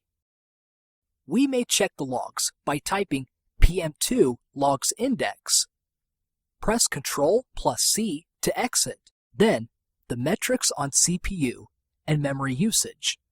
Type in PM2 mon it. Now, the CPU is very low, and the memory usage is just several tens of megabyte. Press Ctrl+C to exit. We may stop the application by PM2 stop 0. Now, My Contacts app is stopped. PM2 has a very nice feature to make Node applications running in a cluster. It can internally handle all of the clustering logic we added in the last video. So, we don't have to change anything in the code. For example, let's turn off the cluster parameter in production.json as well. As we have registered our app in PM2, we need to remove it first. Type in PM2 delete 0. We could still run our app in a cluster by typing in PM2 start index.js -i 0 -- name my contacts. Here, -i 0 is to let PM2 create as many child processes as the number of CPUs. -- name my contacts is just to set the app name. In the summary table, the mode is now cluster rather than fork. PM2 also allows us to scale out our app on the fly. Let's delete all processes by PM2 delete. Then start a cluster of 2 instances. We can now type in PM2 scale my contacts +1. Now, 3 processes working in the cluster. In this video, we have introduced, installed, and briefly used PM2 to monitor and manage our Node application. PM2 can also make our application to run in a cluster without any code changes. In the next video, we will wrap up this section and see what else we can do with Node.js. In the previous video, we learned how to use PM2 to monitor and manage our My Contacts application. In this video, we're going to summarize what we have learned in this course and see where we can go further with Node.js application development. In this course, we started our journey from installing Node, introducing Express, and based on that, we learned about Express routers and middleware. In addition, we tapped into how to quickly use the Bootstrap framework to make an Express application responsive. We also acquired a solid understanding of Node's event loop and its asynchronous programming model. We looked at the notorious callback hell problem and how to use async.js, or promises, to alleviate the problem. We then build the sample application, My Contacts, which is basically an address book with full create, read, update, and delete functions. It also has a very nice dynamic search function. Behind the scenes, we built a REST API server backend to work with both the traditional relational database, MySQL, and the new NoSQL database, MongoDB. We also make use of jQuery to initiate AJAX calls to the REST API server to realize the CRUD functions of My Contacts. Finally, we added features to make My Contacts ready for production deployment, such as environment configuration, clustering, and system monitoring by PM2. In short, we learned from the scratch of how to develop a real-life Node application. Because My Contacts is an app for our own use, we intentionally skip to talk about security functions, such as authentication and authorization. There are many Express middleware libraries supporting them. Just to name a few: Passport, Express, JWT, and Connect roles. They are left to be enhancement opportunities in the future. Apart from MySQL and MongoDB, we may be able to connect to other databases, for example, Oracle, Cassandra, Redis, and so on. Choices of connectors to them are numerous. On the client side, we may consider using other popular frameworks, for example, AngularJS and React.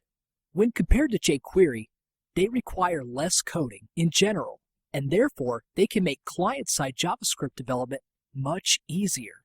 Last but not least, whenever you come across any trouble on Node.js, the first place to go is Node.js official documentation, or ask questions on popular Q&A forums, such as Stack Overflow. Although I've been publishing a lot of courses with Pact Publishing on Cassandra, this is the first time I have lent my expertise for the viewers on Node.js and JavaScript. So, to quickly summarize this section, we first prepared our My Contacts application for the production deployment and gave a quick glance to the skills we honed throughout the course and saw how we could take these skills to the next level. I hope you enjoyed this course as much as I did in putting it together for you. Thanks for watching, and keep learning.